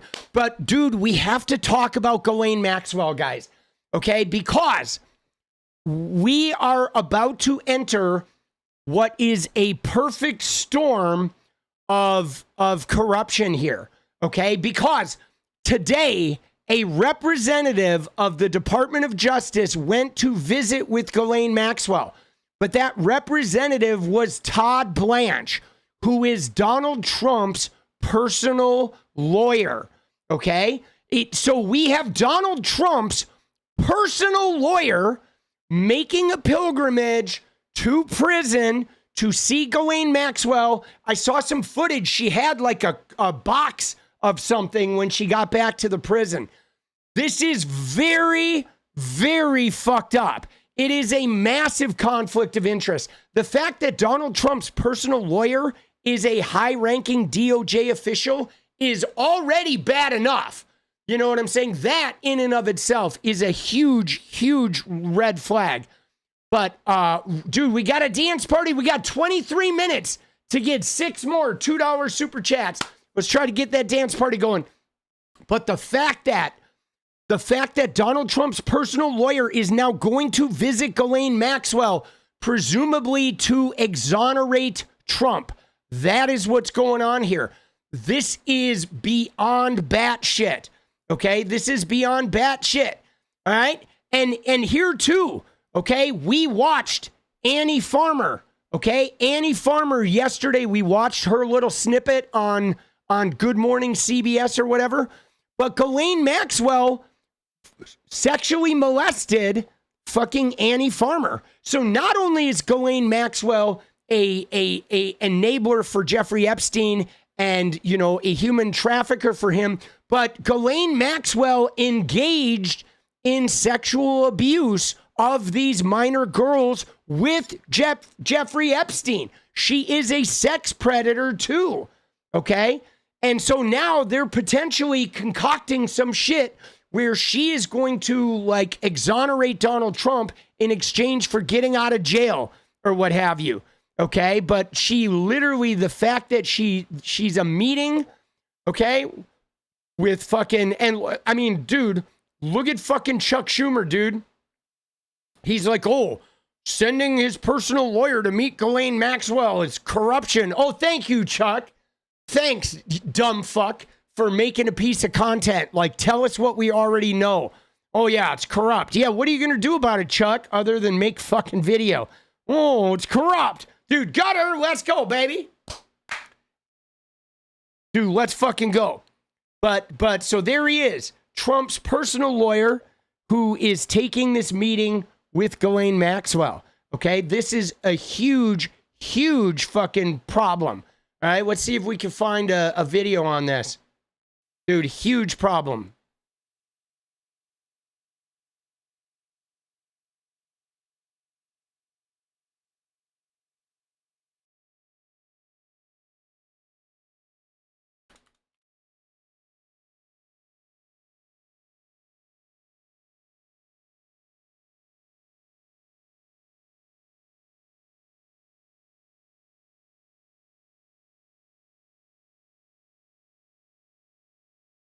Dude, see, the fact that they say this, right? Deputy AG, Like, this makes it seem like, oh, somebody's meeting with him. He is the deputy AG, but it's Trump's personal lawyer meeting with Ghislaine Maxwell. Okay? That's what it is, dude. Trump's personal lawyer.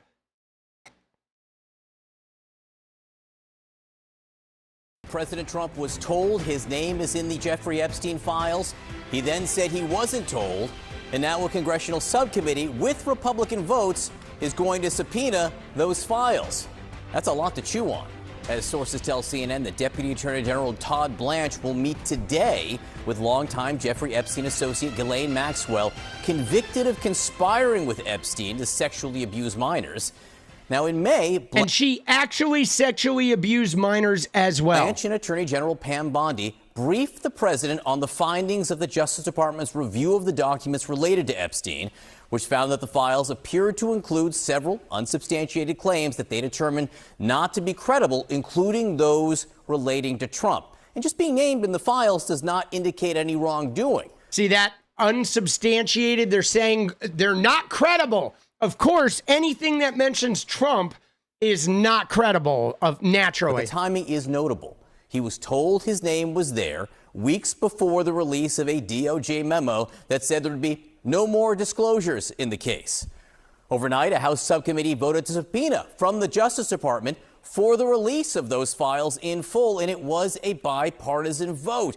As I said, a lot to chew on. So let's get to CNN's Evan Perez for the latest on, again, what is a really unusual meeting today with the Deputy Attorney General of the United States. Dude, yeah, it's Trump's personal lawyer. This is what pisses me off, guys. It's our media climate. There should not be a single news report from a reputable news agency that does not also mention every time they talk about Todd Blanche that it is Trump's personal lawyer. They keep calling him the deputy AG, the deputy AG. And sure, he's the deputy AG, but he is Trump's personal lawyer, has been Trump's personal lawyer for like a decade. Okay? This is Trump's guy. Trump literally sent his own personal fucking legal representative into this meeting. All right? Let's go, baby. Let's go. All right? We're almost there, baby. Thank you, Pendulous. All right? What do we got? I think we need 4 more, 17 minutes. We can do this. We can dance if we want to. Let's go, baby. 7. Thank you, Barrelbad. 3 mas. But every news agent should be mentioning this the whole time, dude. He hasn't mentioned it once. Okay, we are now a minute into this piece, and this guy has not once mentioned that the deputy AG is Trump's personal lawyer. And a convicted felon. That's right, John. This is really going to be a very unusual meeting, in part because, there's 2 burning questions. What does Ghislaine Maxwell know, and what can Todd Blanche, the Deputy Attorney General, really offer her to get her to talk, right? And so the big question here remains, Ghislaine Maxwell has a goal, which is to get out of prison. She has a 20-year sentence that she is serving. She has maintained her innocence, and so she really doesn't have much of an incentive to tell Todd Blanche anything unless she can get something in return. And as we pointed out, she wants to get out of prison. So we'll see how that meeting goes down in Tallahassee, which is where the Deputy Attorney General has headed today. And as you pointed out, look, the names that Ghislaine Maxwell knows about, the names of people who were associated with Jeffrey Epstein, is on everyone's mind, including the president. We were told that, our team was told at the White House, that the president was briefed by Todd Blanche and by the Attorney General Pam Bondi that his name was in those files, which the FBI spent several weeks reviewing and redacting some of that information. And so that really does color some of the discussion on this. You pointed out correctly that the president's name occurring there, or the name of dozens of other people, doesn't mean that they did anything wrong. And so the question remains, how can we get those files? We also got an answer from one of the judges who's been reviewing these requests to review transcripts from grand jury testimony. Now, one of the things that happened there in Florida was a judge said you cannot release that under the Florida rules, under the rules in that circuit. They However, knew that. there are 2 pending requests in New York for judges to release transcripts in those cases. John? Dude, yeah, this is so dirty. Dude, it is so dirty, bro. I'm telling you guys, I have never seen this level of corruption. I have never seen this level of corruption in my entire 55 years on this fucking planet, boss. Like, no joke, dude. The level of corruption that we are dealing with is fucking insane, bro. It is like beyond insane. Just unfucking believable, man. It is like so out in the open. It is so like blatant, and it just is escalating. You know what I mean? I mean, and it's everywhere. Okay, he hasn't divested from any of his business. He did meme coins, right? Like stocks are being sold an hour before he makes announcements about tariffs. You know what I mean? He bought his company bought $2 billion worth of Bitcoin, knowing that the US government is about to buy 100 million Bitcoins. That's going to like make him gazillions of dollars. Okay. His personal attorney is like working in the DOJ. There's no separation between him and any of the fucking checks and balances. It is like, my God, dude, it's just disgusting. The level of corruption, the level of corruption is obscene, and we're just letting it happen. We are letting it fucking happen, man. It is fucking maddening, dude. It really is. It's fucking maddening.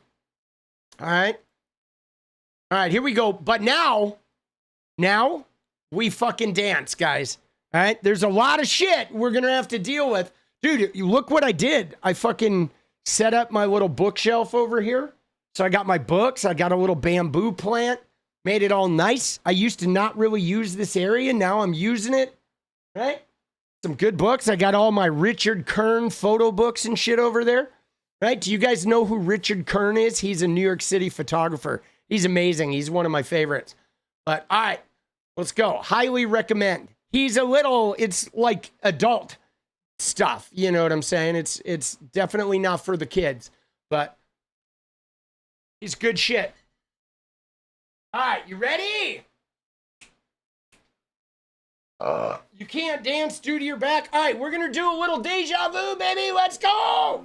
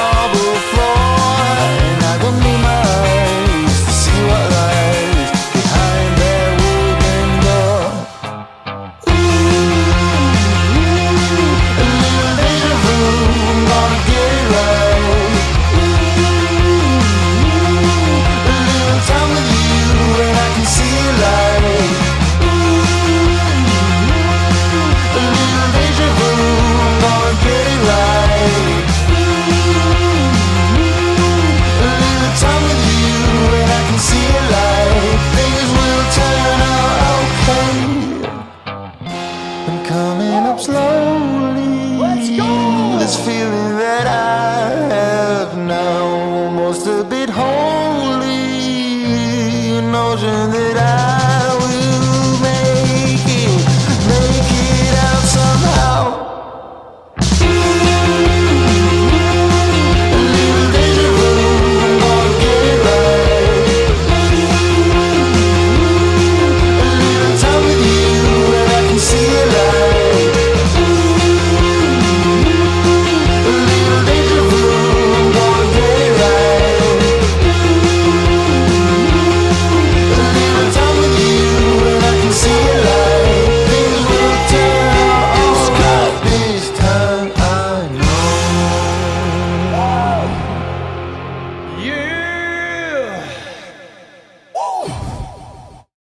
Holy shit, bro.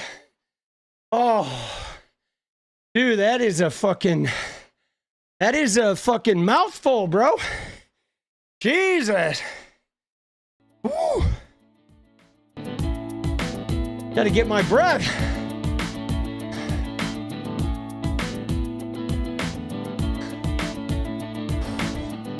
Dude, Cenk admitted he was wrong. About what?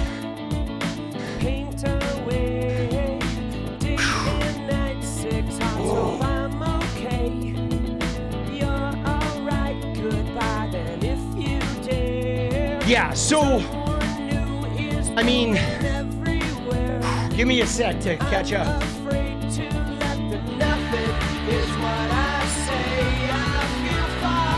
About backing Josh Shapiro? Dude, Josh Shapiro would have been a better pick, right? He would have been a way better pick.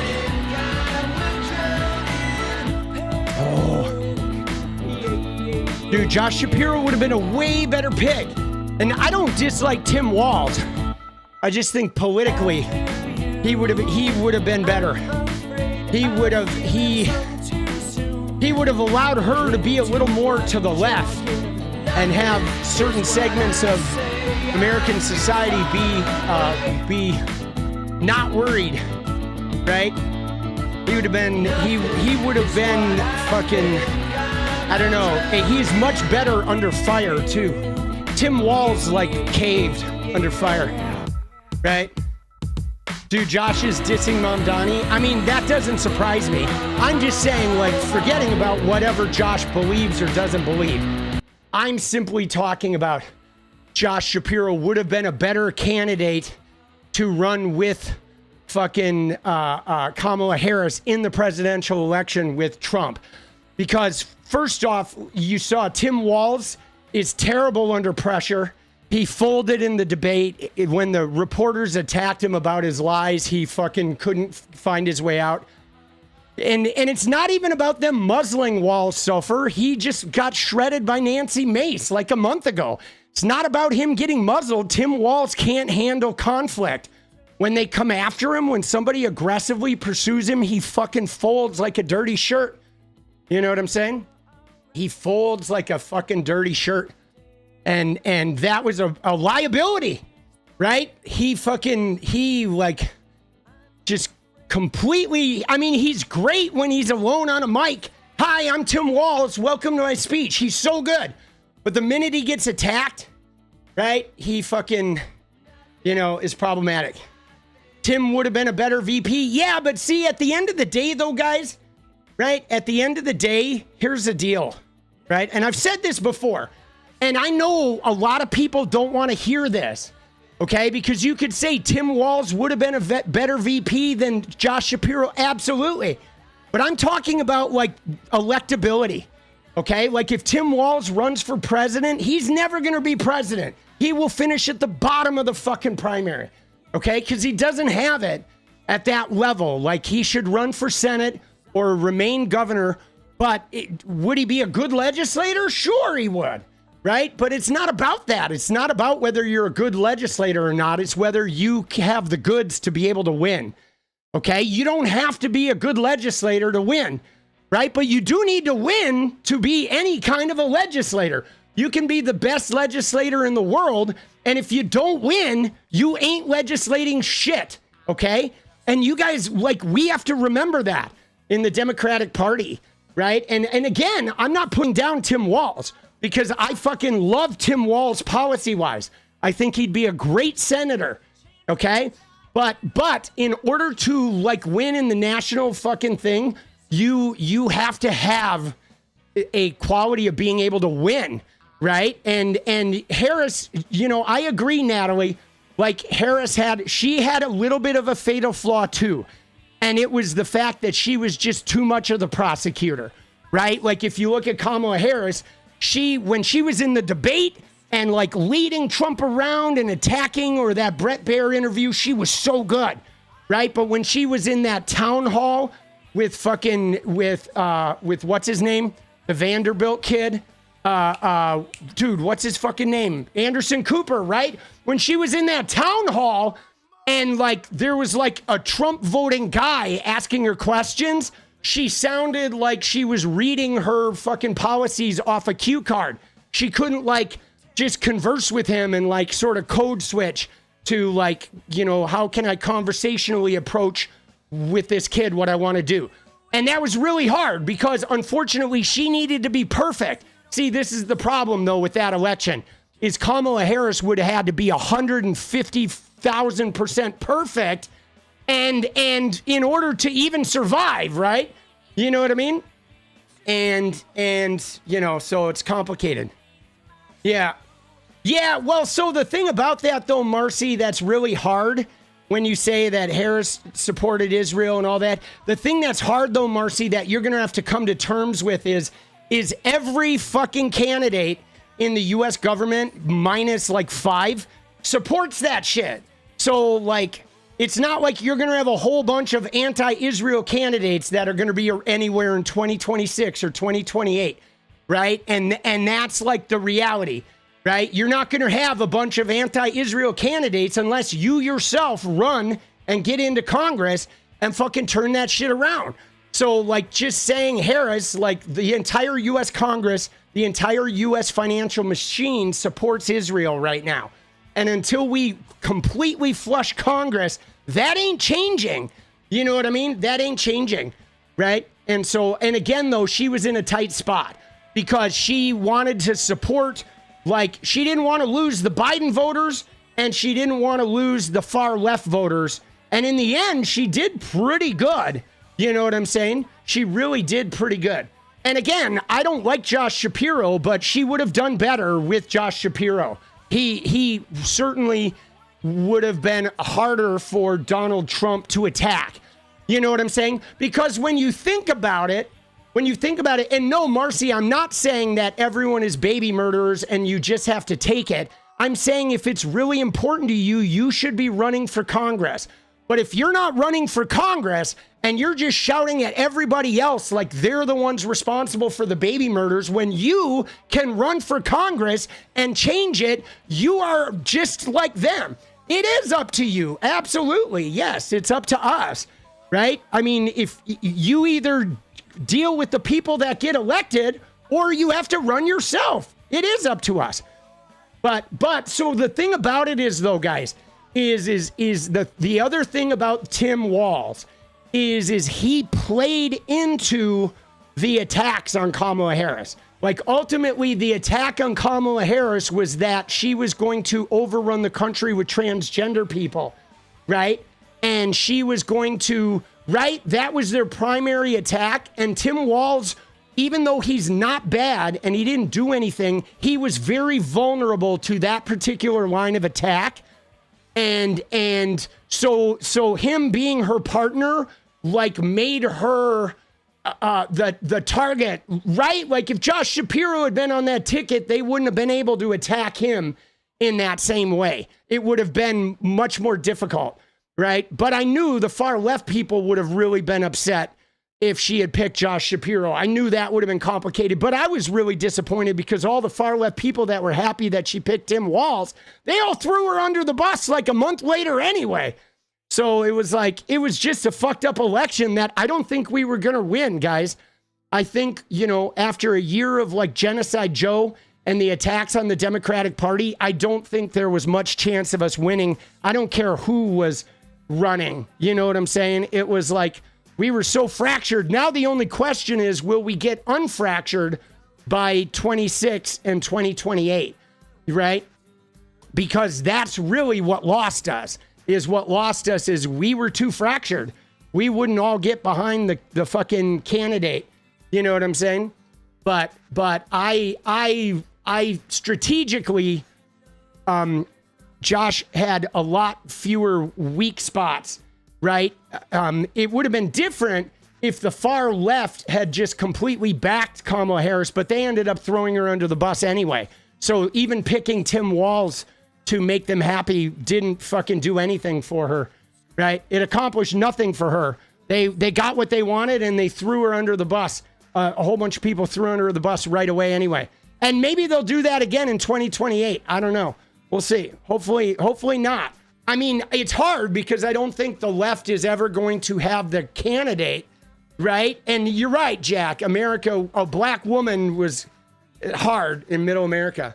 But being anti-genocide, yeah, see, the thing about this, though, is like the thing about, you keep saying being anti-genocide. It's fine if you want to be anti-genocide, but you have to look at the reality of the U.S. government and the U.S. people, right? So, like, you know what I'm saying?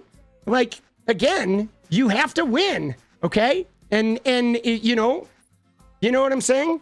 Right? Like Zohran Mamdani may win New York City, but he would not win a presidential election. No fucking way. Okay? That's reality. And like, the sooner you acknowledge what fucking reality is, the sooner you actually have a chance at like affecting long-term change.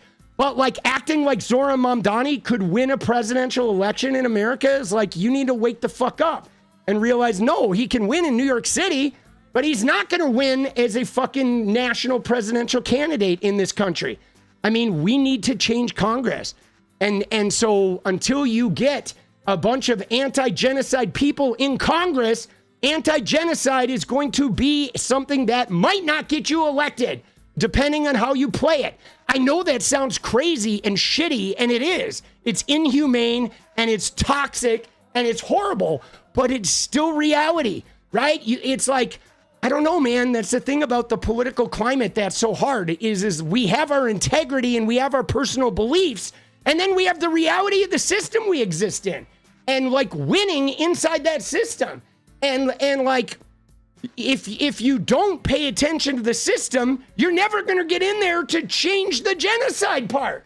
Like, you have to be aware, if you are truly anti-genocide, you have to be aware of how the system actually is and be willing to do the work to fucking change it, instead of just screaming that everybody's not anti-genocide as you, because that's not going to change it. If you don't win, you're not going to become, like, America's never going to become anti-genocide unless anti-genocide candidates actually, like, control the Congress.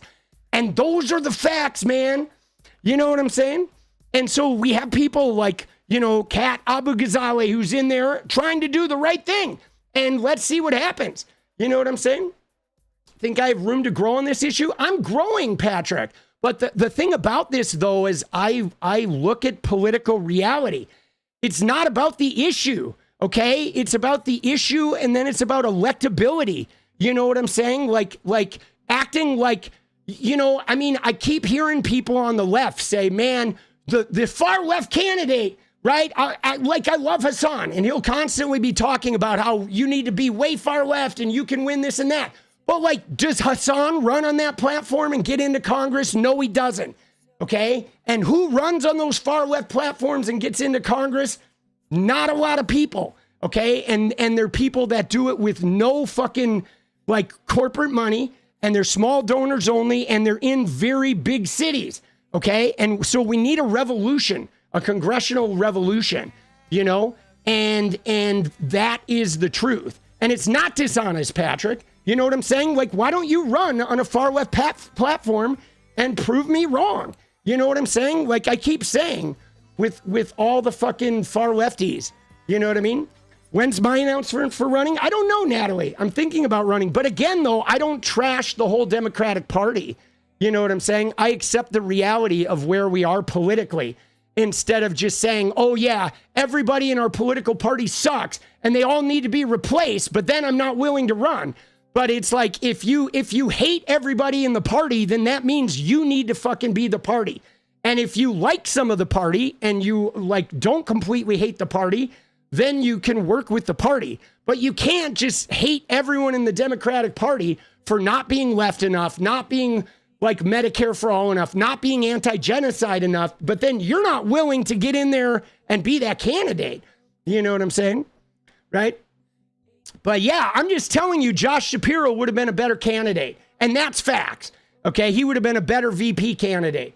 And you'll see Tim Walz is going to be nowhere in fucking 2028, unfortunately, on a national stage. I mean, it's too bad because he's a good legislator. But Shapiro would have been strategically better. I mean, it was a fucked election, dude. It was fucked. I was pretty worried that we weren't going to win, and we didn't win, so. But I kind of was worried we weren't going to win. I was worried we weren't going to win back in, as soon as the Genocide Joe started, I was like, man, I'm pretty sure Trump's going to win this. I didn't think we were going to be able to get that stain, right? When you call the leader of your party Genocide Joe and you associate the Democratic Party with like straight up with genocide, there was going to be no way to unring that bell, right? That was like the party was tainted. You know what I'm saying? We do not want corporate Democrats. Yeah, but so Matt W., the thing is, when you say we do not want corporate Democrats, if your only choice is the corporate Democrat or the Republican, you're going to either get more of the fascists or nothing, right? So you say, we do not want corporate Democrats. They're only slightly better than the maggots. So that just means you're going to get the maggots unless you run as a non-corporate Democrat. I mean, if only corporate Democrats are running, how do you think there's some far left candidates are just going to magically fucking appear? Do I think Hassan told his viewers not to vote for Kamala? So Patrick, no, Hassan didn't tell his viewers not to vote for Kamala, but he shredded Kamala to the point of where if you watched Hassan a lot, you knew that he didn't like Kamala Harris, and you certainly weren't going to be excited about voting for her. And you didn't feel like you had to vote for her in order to save the country. In fact, you may have felt like voting for her was going to be just as bad as the other choice. So you may as well I stopped watching Hassan during the election because I was like, holy fucking shit, dude. Right? You know what I mean? There's data showing people would have turned out. Yeah, so Johnny Socket, the thing about this is I know there's data showing people would have turned out if she was anti-genocide. But there's also data of people that would have been turned off if she was like not pro-Israel as well. You know what I'm saying? You know what I mean? It's like there's two sides to that. It's like the same with Joe Biden, right? You said like, oh, she could have thrown Joe Biden under the bus, but you don't think Joe Biden's loyal voters wouldn't have been mad at her if she did that? I mean, come on, man. Like you think like, oh, if the leftists get upset, they're not going to turn out to vote. But if the other people get upset, they're going to turn out to vote. Like, come on, man. You think if you piss off all the centrist voters, they're going to go vote for your guy? But if you piss off the leftist voters, they're not going to vote for your guy? Like, you know what I mean? You know what I mean? Like, I'm just telling you realities, okay? I'm just telling you realities, and I mean, you can argue with me and say that like, oh, reality's not reality, but I encourage you, right? You know what I'm saying? I encourage you to get out there and run on your far left platform and see how you go. Yeah, I'm telling you what I think, right? And I'm telling you though, Josh Shapiro would have been harder for Donald Trump to attack, right? But she chose Tim Walz, and Tim Walz, like everybody who was happy that she fucking chose Tim Walz, like threw her right under the bus, like less than 2 months later. It fucking sucks, man. Yeah, it's brutal. It's brutal. Again, though, guys, I'm just saying until a bunch of younger leftist people run en masse, I don't think the government's going to change. You know what I'm saying? Right? And, I'm just telling you, like, if we don't, if a whole bunch of leftist people don't run for Congress and win, we're never going to get any of our leftist shit, You know what I'm saying? I mean, again, though, guys, it's not even about, it's about the stain, right? You know what I'm saying? Like, the Democratic Party was stained, guys. Okay? It like the fucking post-pandemic withdrawal symptoms and everyone being mortified by Gaza caused everybody to just rail at their own party for a year. And when you do that, there's no way to come back from that. Like, everybody was so dejected and demoralized. You know what I'm saying? I mean, I'll give you an example, guys. Okay? Ready? Just follow my lead. All right? Here's what I want you to do. What I want you to do is this. I want you to, if you have a significant other, I want you to go and for the next year, I want you every day to point out the biggest flaw in your significant other, to rail at them about the most fucking epic flaw you can find, and just zero in on that flaw over and over and over again and harp on them and attack them for it and complain about it and fight with them over it. And then at the end of a year, look at your partner and tell me if you still love them or if you can save the relationship. And I'm telling you, after a year of doing that, you won't be able to. You will have convinced yourself that there's no reconciling. You will only see the flaw. There will be no way for you to overcome it. And that's what we did as a party, guys. We did that to ourselves. We did it. And it's understandable, the horrors, what was going on, we couldn't control it. We were so upset. We were horrified. You know what I'm saying? But like, if you do that to your party, it's just hard to come back from, okay? And the MAGA people, meanwhile, were like, they were convincing themselves that their fucking candidate was like Jesus, and they were so into it. And it's just really hard, you know, because there is a public opinion. There is a collective subconscious, you know? And you know what I'm saying? And so that is like super hard. And, you know what I mean? If you rail on your party negative for a year, you're eventually, even if they do something positive, you're not going to see it. You know what I'm saying? It's like, that's just facts. I mean, you know, you can't just focus on the negative and then expect to feel positively somewhere. You know, it's like you have to find some type of positivity in order to, or you're never going to be able to be impassioned, you know? Our party could have done the right thing. I mean, maybe, but like when you say your party could have done the right thing, if you think the party's, like the Democratic Party's not going to support Israel in 2028, they are. You know what I'm saying? Like, I mean, it's like they still are, right? Like, you know? And I mean, look at what Trump's doing. He's like supporting Israel to the hilt. And Kamala would have been better than that. You know what I'm saying? No matter what she says, you know? But yeah, man, it's just tough. You know? It's just tough, man. It's just tough. You know? And she refused to have policies to help us, but she had some policies to help you, man. She did. She was going to have like Medicaid and Medicare negotiate drug prices, which would have been the first step towards universal health care, right? Like having a governmental arm that could undercut insurance agencies, a very important first step, right? And the home buyers credit would have been helpful to first-time home buyers. And I believe she would have done some shit that would have also been beneficial in taking on like out of control prices and the AI things like elevating home prices and rental prices and shit. And she had some really good policies, but nobody believed in it because everybody was like spun out and hated the Democratic Party because the Democratic Party had been demonized by their own fucking constituents for like a year, man. It was just going to be hard to overcome. It's still going to be hard to overcome it by 2028, man. You know what I'm saying? I mean, look at it. It's still a hot button issue here, right? It's like I fucking talk about Kamala Harris and somebody called her a fucking baby killer in my fucking chat, bro. Like this shit hasn't gone away.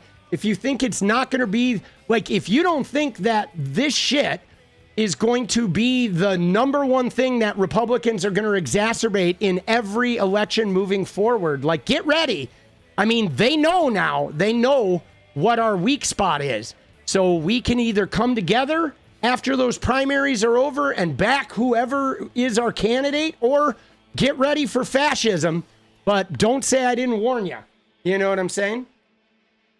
It's like you take integrity into the primary, and then when you have a candidate, whoever it is, you got to get behind them, you know? And believe me, though, they're going to exacerbate this. You know what I'm saying? They're going to exacerbate like this division from here on out. It's going to be their two fucking sticking points.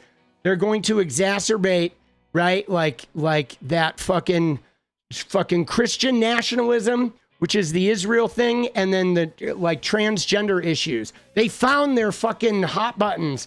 They found their things to get us warring with each other, right? And so, you know what I'm saying? It's like, it's hard, man. It's hard. We'll see what happens, but I'm hoping we come together. You know what I mean? For me, guys, I have my personal integrity, and then I want to win.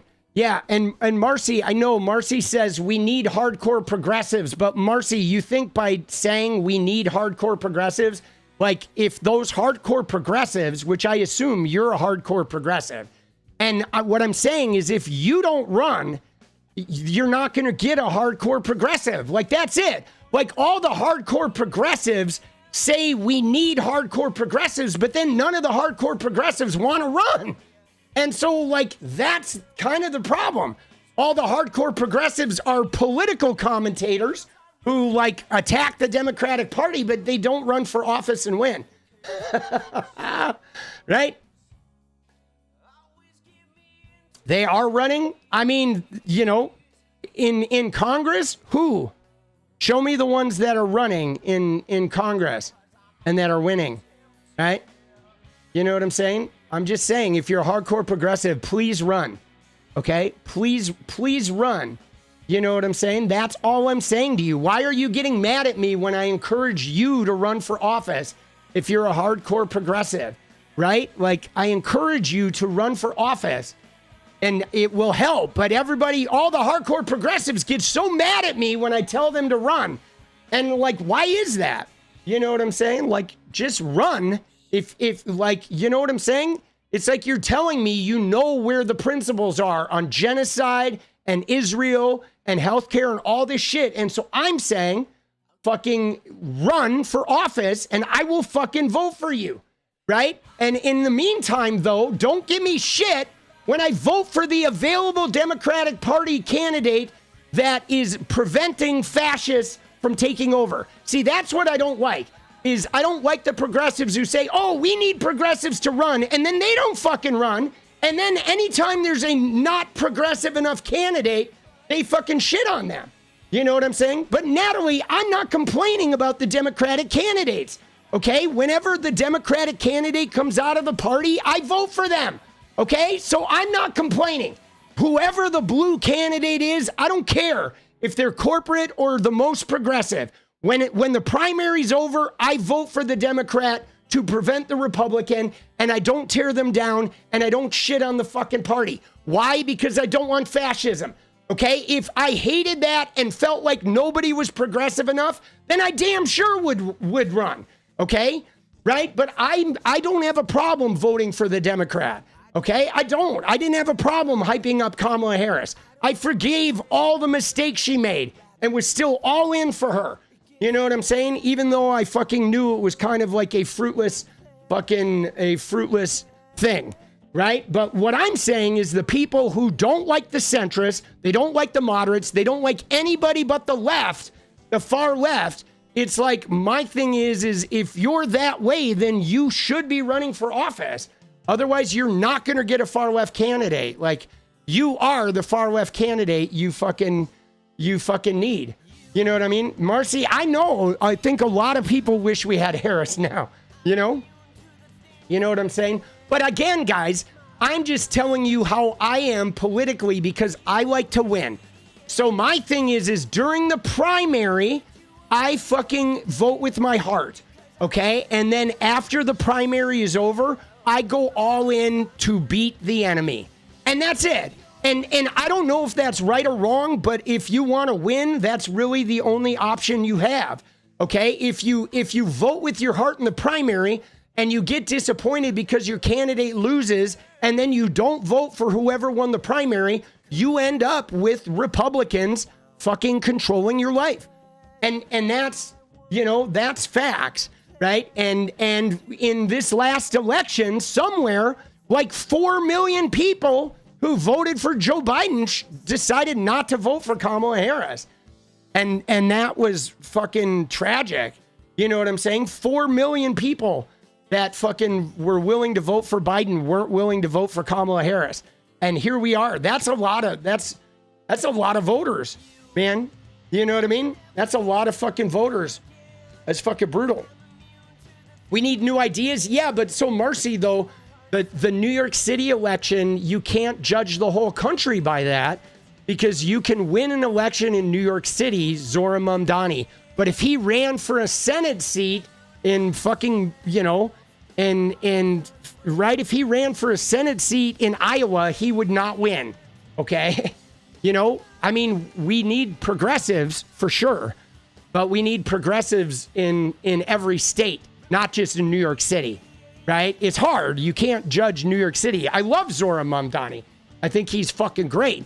But also though, until we see somebody running on his platform winning in Wisconsin, we don't really have, I'm not going to get nationally excited until somebody wins in Wisconsin or Iowa with that platform, right? That's when we're going to know that there's a revolution underfoot. You know what I'm saying? We need like a Bernie fucking 2.0. But again, though, mostly, right? Mostly there's not a lot of hardcore progressives running, and that's what's really tough. But I get it, and I mean, this is my stickler though, with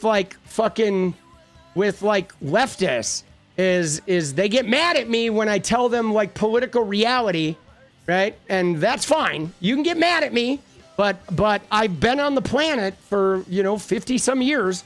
I've watched a lot of elections come and go. You know what I'm saying? And I'm just telling you, I pretty much knew I didn't think the Democratic Party was going to be able to unfuck itself from Gaza. And now I'm concerned, right? We may not be able to unfuck ourselves by 2028. Okay? Because, right? You know what I'm saying? Because here's the reality, guys, is I'm giving you a reality right now. Okay? Let me give you a reality. Okay? Here's a reality. Gavin Newsom. Okay? I don't like Gavin Newsom. You don't like Gavin Newsom. Yeah, he's a corporate, middling, whatever. But there's a really good chance Gavin Newsom's going to be the only fucking candidate you have to vote for against a Republican in 2028. And the question is, will you motherfuckers be willing to vote for him to prevent J.D. Vance? That's going to be the question that I'm facing with you with the reality. Okay? That's the question. All right? Because that's how this shit works, man.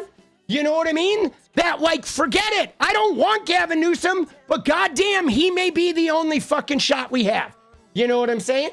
But the question is if he's our only shot, will we tear him down and fight each other the whole time and potentially ruin his candidacy and infect him with a bunch of negative shit to where so many people are so unjazzed by him that they don't even want to vote? Or will we go all in and get excited, get him in there, and then trash him after he wins? Okay? Because the reality is there is a collective subconscious. If you trash them the whole time they're running, you may very well lose that election. A bunch of people will just be like, man, I just can't vote for him. Everybody hates him. Look, his own party doesn't even like him. I can't do it. I just can't do it. Right? And so, and that's what I'm talking about is the fucking stop trashing them after they've won the primary, accept it, go all in, get them to win, and then once they win, beat the fucking shit out of them. All right? You know what I'm saying? You know what I mean? Beat the fucking shit out of them. You think there's going to be an election? Yes, I do think there's going to be an election. Absolutely. Absolutely. I think they're going to try to rat fuck it in every possible way, but there's going to be an election. You know what I'm saying? There's going to be an election, for sure. There's going to be people getting kicked off voter rolls. There may be shitty voter ID things. We're going to have to turn out like crazy. You know what I'm saying? We're going to have to turn out like crazy. Right? But Pendulous, thank you, boss.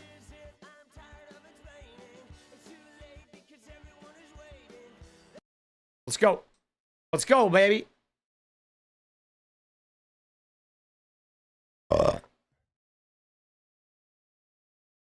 Dude, again, though, Marcy, I don't care that she brought in Liz Cheney.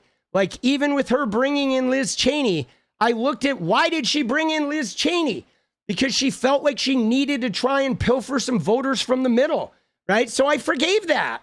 Like, it's totally understandable why she would bring in Liz Cheney, all right? She was desperate. She was trying to appeal to everyone. She was afraid the left was going to fucking shit on her. They were carrying Holocaust Harris signs, and she knew if she pandered to them or fucking gave them the time of day, the fucking campaign from the right wing would have been calling her a Hamas supporter, and it would have been like a huge money ad to paint her as Hamas. There would have been ads of like fucking riots and shit 24/7.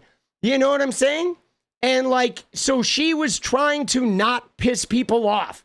Okay. She was trying to grab from wherever she could and get some people who didn't want to vote for Trump.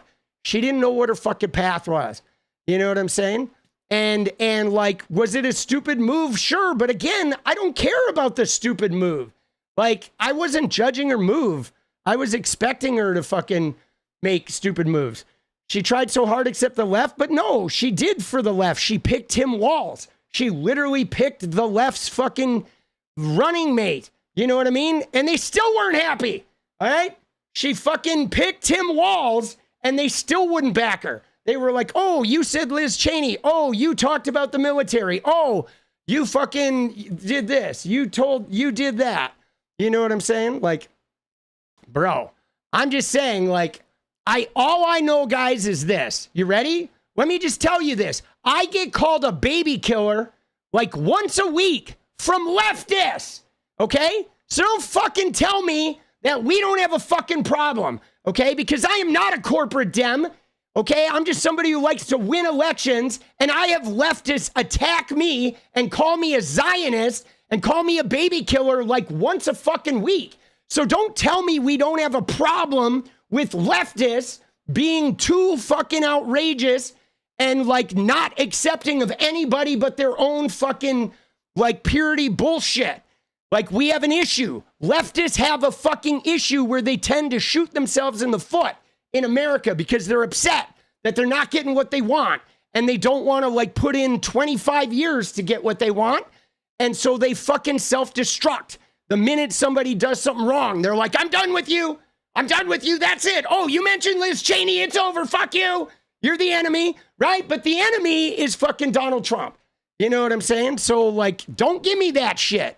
Because I literally have leftists berate me when I'm on their side. My God, I had that woman, that fucking comedian. What was her name? That fucking comedian. Oh, shit. She was on Franny's podcast not too long ago. But that comedian from San Francisco, she has like a Netflix show. And I made a video about her, a woman. What's her name? She's like super pro-Palestine. What is her name, dude? Hold on. I'll find it.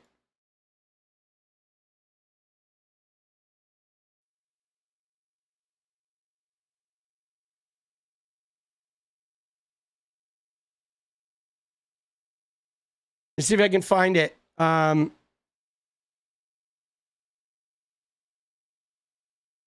Dude, what is her name, bro? Oh.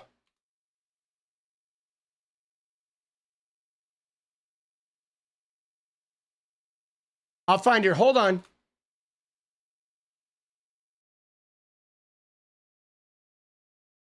No. Okay. It is give me one sec here.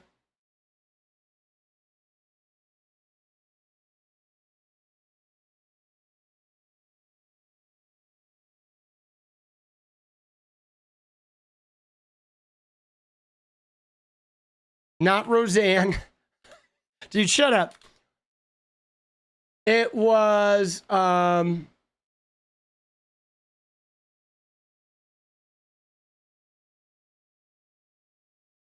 it's not. Her name's not Maya. hold on. I'm going to go look at Franny's page. I'll show you who she is. Okay? But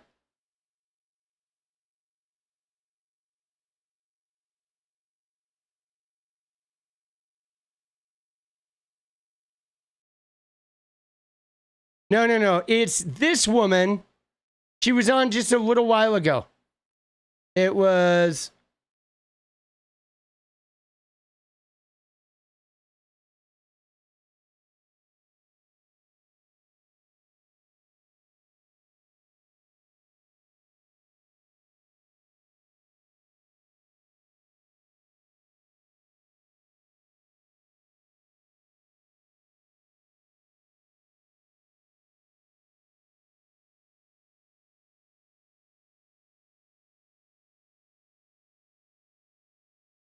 Hold on, we're going to find her.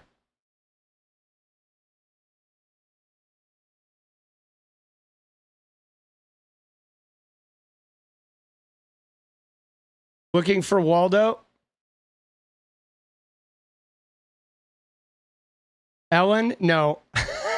No, none of you have guessed. Oh, I know how. I bet I'll find her if I search for Palestine.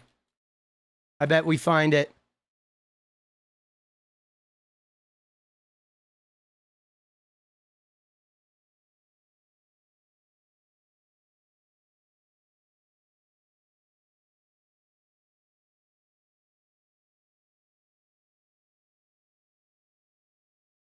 Dude, why can't I find her name, dude?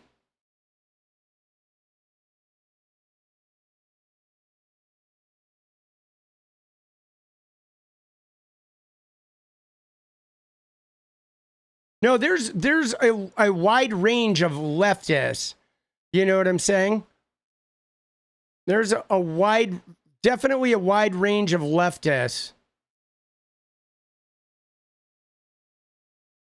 No, here, I can find it on my fucking channel. Because I made a video about her. Okay? Here, I'll find it.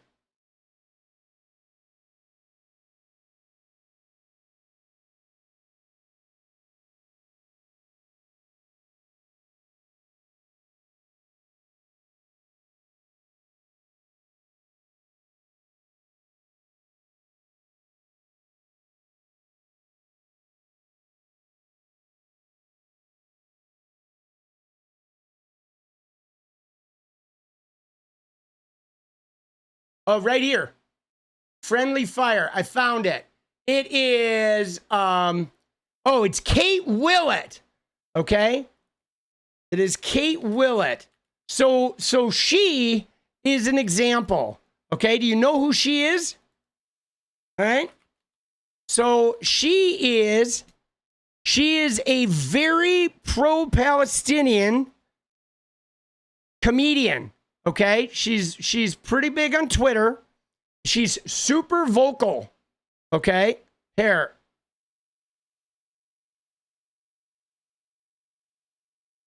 All right, so she is like super vocal pro-Palestine. Okay, which is great.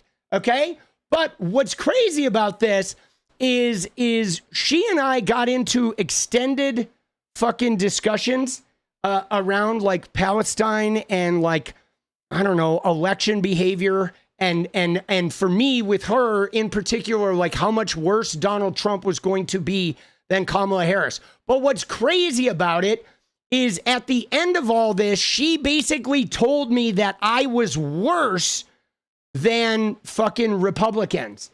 You know what I'm saying? And like the thing about this was that like that there is an element of far leftism where they would almost rather have the Republicans win than a centrist corporate Democrat win because they feel better about the rage. Okay. She's one of them where she is like so absolute that you know what I'm saying? And that's fucked up, man. That is fucked up. right? She literally like went off on me so bad that she was like, you're worse than Maga, was her final fucking assessment of me, right? Because I was simply more tolerant of like for example, right? I mean, here's a classic example is 𝗙𝗚𝗡𝗏𝗏, okay? You know what I'm saying? Like 𝗙𝗚𝗡𝗏𝗏 is a classic example, okay? I can't fucking stand her, okay? I don't like 𝗙𝗚𝗡𝗏𝗏. I don't like her. I can't fucking stand her. If our whole party is 𝗙𝗚𝗡𝗏𝗏's, we're never going to have national health care, okay? But would I rather have 𝗙𝗚𝗡𝗏𝗏 like win? You know what I'm saying? Would I rather have 𝗙𝗚𝗡𝗏𝗏 win over a Republican, right? And like, you know what I'm saying? I think I would, right? You know what I mean? Like, just for the sheer sake of the numbers. But then also, if there's a lot of 𝗙𝗚𝗡𝗏𝗏s, we're not going to get any fucking legislation passed. You know what I mean? Because she's not going to disrupt the system. So you get stuck in that place, guys, of like, how do we fucking do this? Because it's almost, because she is trash. But if there was a Republican senator in Michigan instead of her, who would we have? She's better than having a fucking Republican senator, right? This is my tweet. Right? But look at this. She deleted some of her fucking tweets too, man. You know what I'm saying? You see how she goes and deletes her fucking tweets? So we don't even see fucking how this starts, right? Like she goes back. This is another thing though. Why is she deleting the tweet up here? Right? You know what I'm saying? She goes through and like deletes the main fucking tweet. You see that? How that fucking goes? Like, what is that, bro? Like, why would she go and delete the whole, like, burn everything to the ground tweet? You know what I'm saying? You know? Dude. Again, this is part of this shit that I don't like, right? It's like, you know what I'm saying? Like, you know, that fucking, right?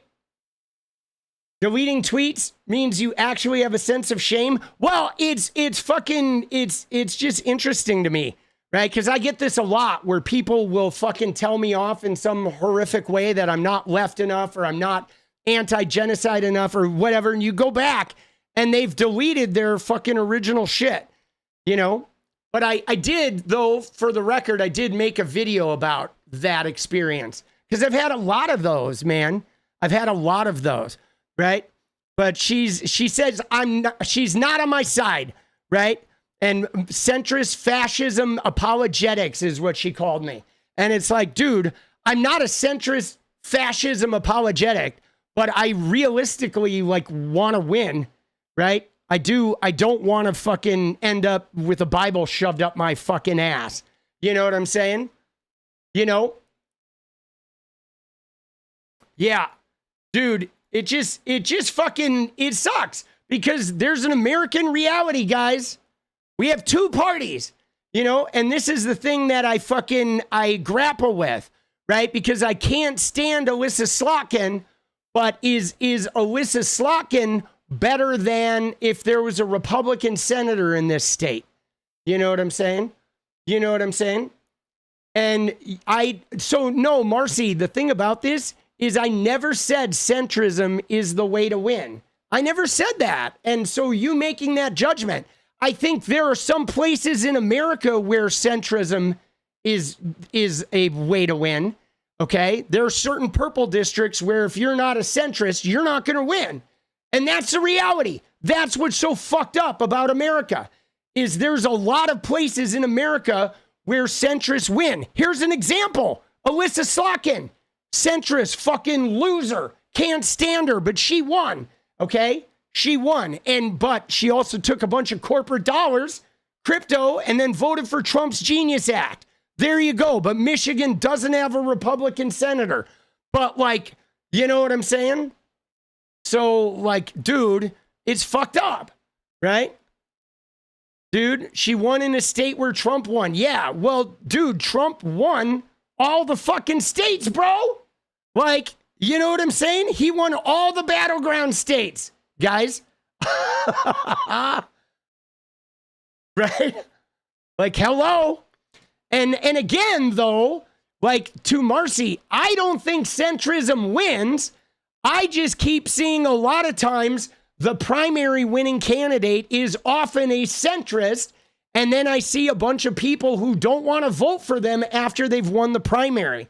So if centrism doesn't win, then why do we keep having centrists that win the primary and centrists that fucking, right? Like, show me a left-wing president that we've ever had, bro, right? Show me one. I mean, like Kamala Harris would have been the most leftist president we've ever had, and everybody was just like, Liz Cheney, she's terrible, she's right-wing. She would have been the most left-wing president we ever had. Dude, and we fucked it all up because everybody convinced the world that she wasn't really leftist. But like, goddamn, bro, she would have been the most left-wing president we would have ever had in American history. But she wasn't left enough. Dude. Oh, why she lost? She lost because she was a black woman. Let's be honest, right? She's a woman and she was black. I mean, dude, it's crazy. It's like, I love AOC, but I'm scared. I'm scared that AOC would not win because I know a huge portion of America, right? You know what I'm saying? Right? Like, I don't know that I don't know that I'm going to see a woman president. But GG's. All right, I'm going to go. Bernie got attacked relentlessly. Yeah, but Bernie, though, again, we could have the Bernie discussion. And I know but Bernie couldn't win the black states. Okay, Bernie got like clobbered in the South. And I know everybody says it's because of Jim Clyburn. But again, if you're Bernie and you're going to win the presidential fucking primary, you would have to get Jim Clyburn on your side and fucking win those southern states. You can't win the Democratic presidency without winning the southern states, right? And like, whether it's Jim Clyburn's fault or not, if I was running to be president, trying to beat somebody, I would make sure Jim Clyburn was fucking endorsing me, right? You know what I'm saying? That would be like, of course I would need his endorsement if I'm going to win those southern states and I'm going to fucking win the Democratic primary. And Bernie didn't do that. Bernie didn't do that. And like, dude, sucks, right? Dude, I know, Aaron, I want to be on that timeline too, where intelligent black women wins, right? Dude, you know what I'm saying?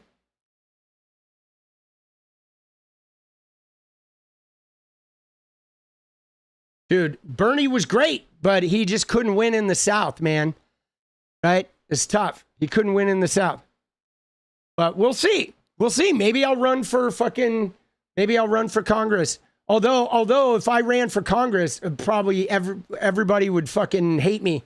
But yeah, man, dude, I tried so hard to get Kamala fucking, she would have been a great president, guys, regardless of what she said about Liz Cheney or any of that shit. Right?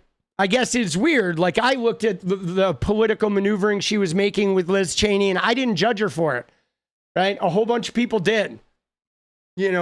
I guess I just understood what she felt like she had to do.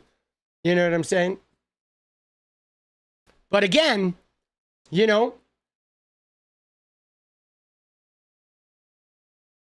but again, well, 𝗙𝗪cy, the thing though about Bernie is like, Bernie may have had a different experience if he joined the Democratic Party, but if you run as an independent and your whole world is an independent and you're heavily critical of the Democratic Party, and then when it comes time to be president, you try to use the Democratic Party's apparatus to win and beat the Democratic Party, I totally understand why the Democratic Party attacked Bernie, right? I mean, he didn't join the party. He didn't want to be part of the leadership. He was actively campaigning against their party. Like, he was a threat to them. You know what I'm saying? And like, so I guess, like, I understand why they did it. You know what I mean? Because it's like they looked at him like the Republicans looked at Donald Trump. But Donald Trump did take over the Republican Party, and it's now shit. And like Bernie wasn't able to take over the Democratic Party. You know what I'm saying? And like, you know, but again, though, it's hard because unfortunately, like, you know, a national election does require some corporate money right now because of Citizens United. You know what I'm saying? And like, that's, you know, it's a problem, right? It's a problem. But again, here's the deal, guys.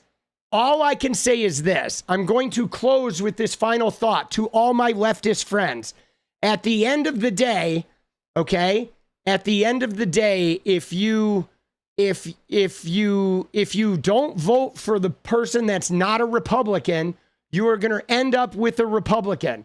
And that means you're going to end up in a more racist world, in a more anti-trans world, in a more oppressive anti-woman world. You're going to lose civil rights. You're going to like fucking give more of your hard-earned money to the wealthiest people. And that's the bottom line. Right now we have a two-party system. And so whether you hate the centrists or love the centrists or whatnot, in the primaries, go nuts. Fucking go after your candidate, run, get in there, give it everything you got. But after that primary is over, please think about like burying your hatred of the two-party system enough to keep the Republicans out of office. You know? How do you do the cycle of the Dems taking us for granted? Yeah, see, it's hard because I literally think if you feel like the Dems are taking you for granted, you should run for office, right? But people don't want to like run for office. You know what I'm saying? But it's true. I think that like the best way is to challenge them. You know what I mean? Even if you do it locally, right? If you win locally, right? And every progressive who wins, you know, you then can start using the government as your platform, you know? But it's like, it's hard because it's a fucked up with the two-party system. It's fucked up because you can say, fuck the Democrats. They're taking us for granted. So we're not going to vote for them anymore, but they're still going to win a whole bunch of shit, right? The party's never going to disappear. So they don't have to cater to us. Like, that's the thing, guys, that you don't realize is neither of those major parties ever has to cater to us. That's the reality you're facing. They don't ever have to listen to you because even if you fucking stop voting for the Democrats and the Republicans win, all of those Democratic like government people, they make even more money. Okay. So the only option you have is to challenge them, right? If you really feel they're taking you for granted and you hate them, you hate the party, you have to challenge them. You have to.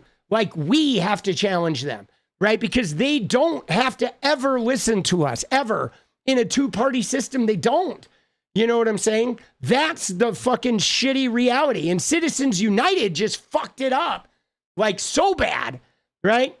But, like, I feel like, you know, we have to really get to a mindset of where people are like, willing to run for office. You know what I'm saying? Like, nobody... I don't know. It's weird. Like most of the people that I know, guys, that have really good politics would never run for office. And like, what does that say? That says something that all the people that have really good politics are not willing to run for office. Why is that? Because either somewhere deep inside, they think they can't win with their really good politics, which means that all the shit they're arguing about is false or like, right?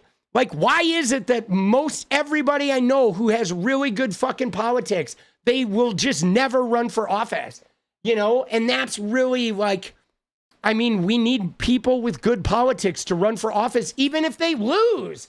Even if you lose, it doesn't matter. If 1,000 people use their social media to run for office with no money, even if you lost, Even if we all lost, it would change. It would be putting energy of change into the political system, you know? And I know big money discourages us from running, but you don't need big money. Zohran Mamdani won without big money. You know what I'm saying? You can do it with fucking social media, you know?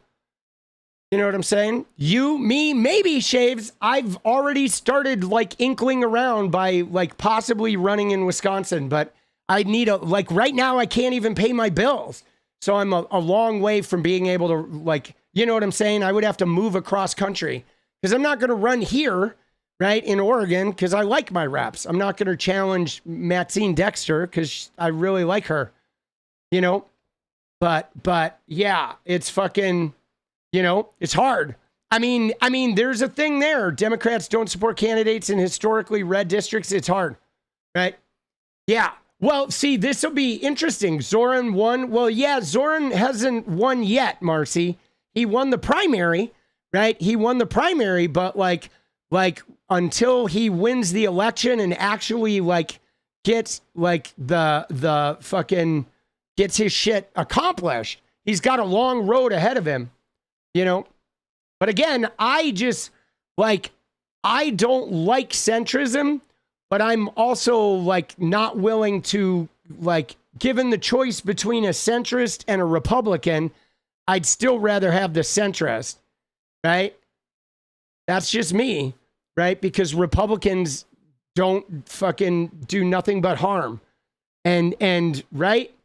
And I don't want centrists.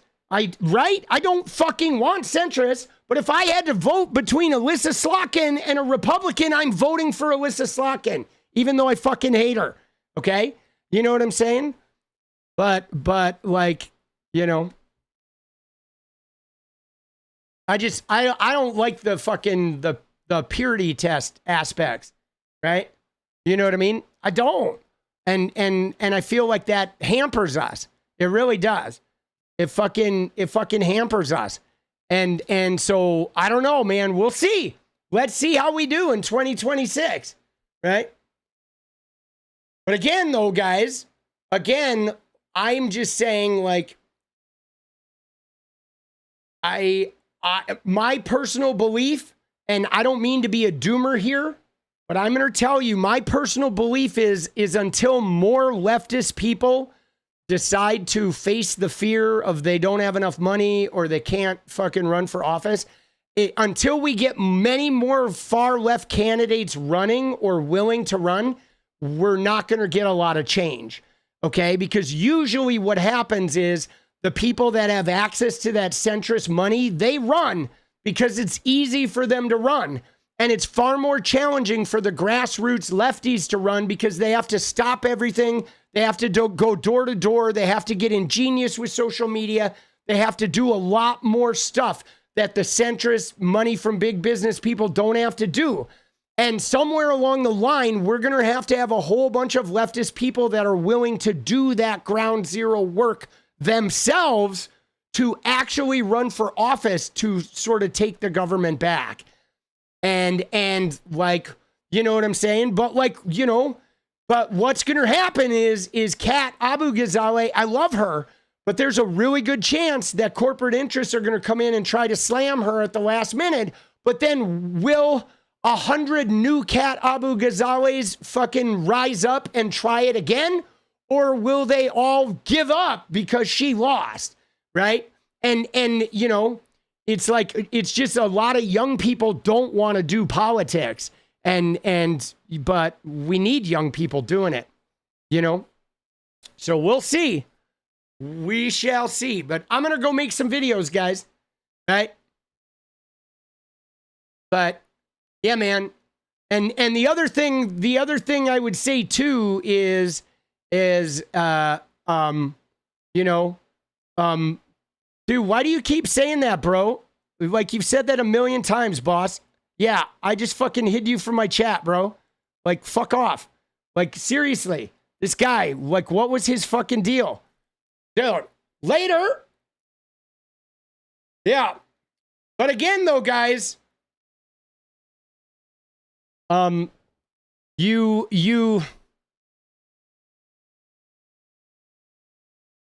it's like I'm telling you right now, dude, my number one fear about 2028 is the genocide, where the genocide fucking argument is going to sit in America, right? You know what I'm saying? Like, we're going to barely survive 4 years of Trump. And then we're going to have a whole bunch of people, politicians, that are going to dance around that issue. And if we make that our only, like, if that is the forefront number one fucking issue in our election in 2028, like, J.D. Vance is going to end up being the president of the United States. That's my fear. It's my fear already that it's going to be Democrats calling each other baby killers in 2028, right up until J.D. Vance waltzes with Peter Thiel and a bunch of other tech bros into an AI-driven fucking permalock on the U.S. government. Dude, it's fucked up, bro. Right? It's so fucked up. It's going to be exacerbated, right? It's going to be exacerbated. You know? I mean, believe me, that is the number one thing. I'm telling you right now that there's two things the Republicans are going to do in every election from here on out. And one of them is they're going to try to provoke the Democratic Party to eat itself over genocide /Gaza/Israel/Palestine. Okay. They're going to actively try to get the Democrats knocking each other off. Okay. On that. And then they're also going to do that with transgender rights. Those are the two things that they're going to hammer on. And we have to be prepared for it. And we have to not take the bait. I'm serious, dude. That is literally going to be the way they are going to try to win every fucking election from here on out. The writing's on the wall, man. They saw, oh shit. That is going to be our fucking, that could be our Achilles heel, right? All right. Be good to yourselves though, guys. Seriously.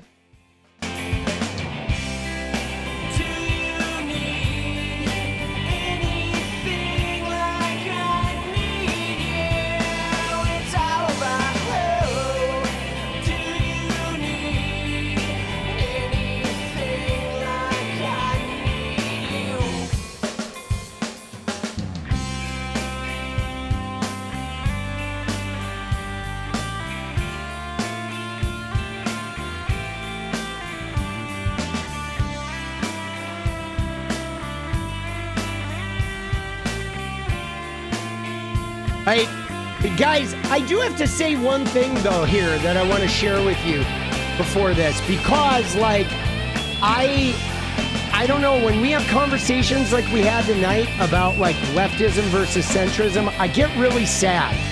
And the reason being, guys, is because I feel that there's actually a fracture in the Democratic Party where a lot of the left does not want to work with the centrists, and a lot of the centrists don't want to work with the left, but the left isn't going to opt out and start their own party.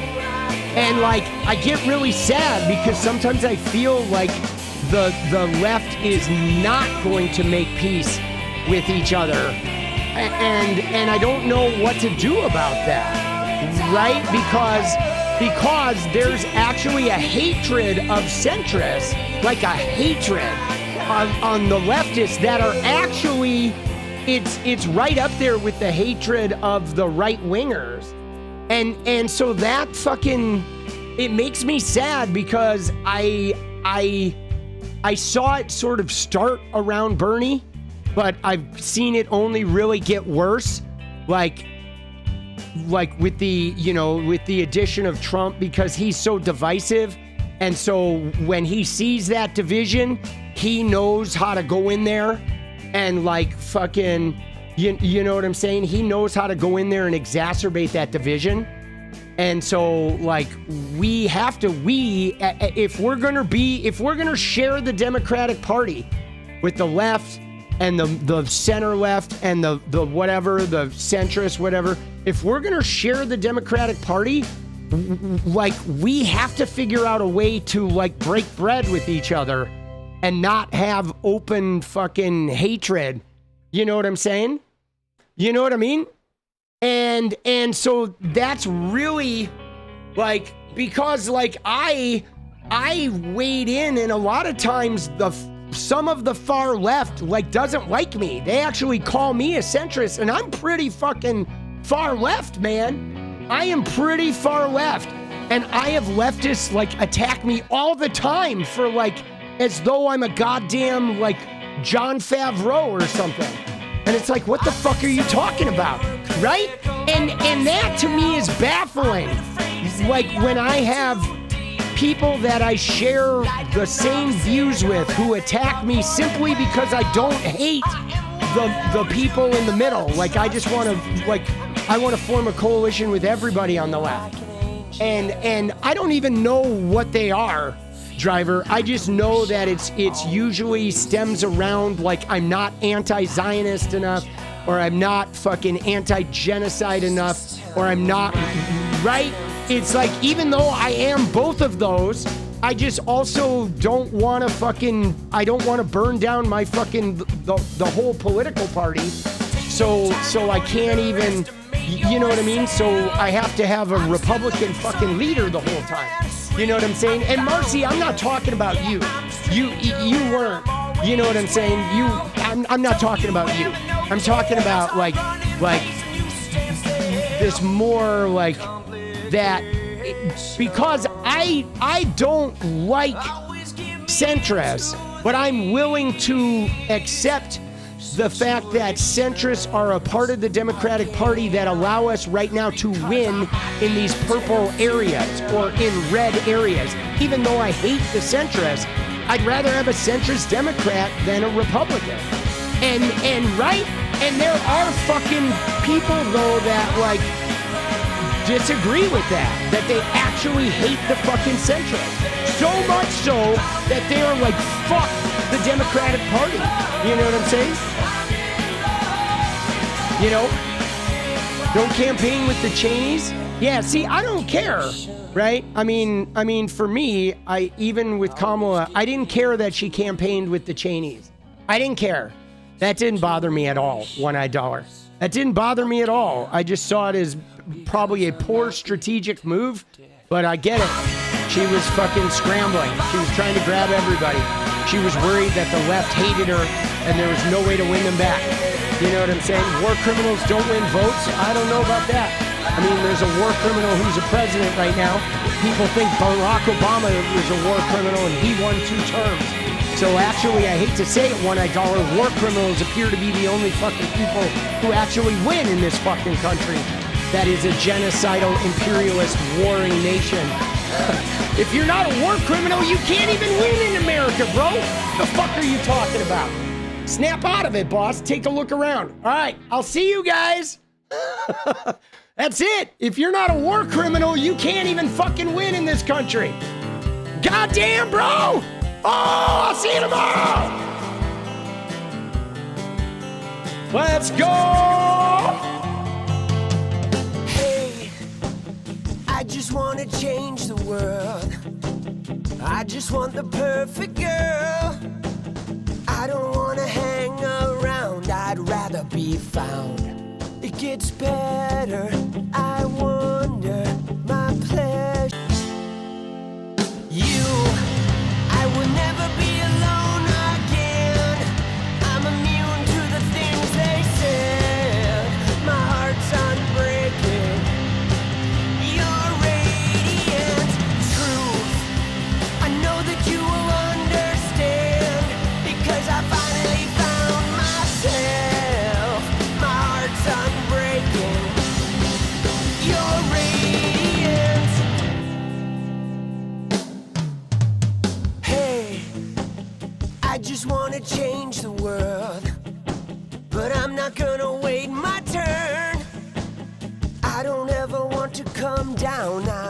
to be found. It gets better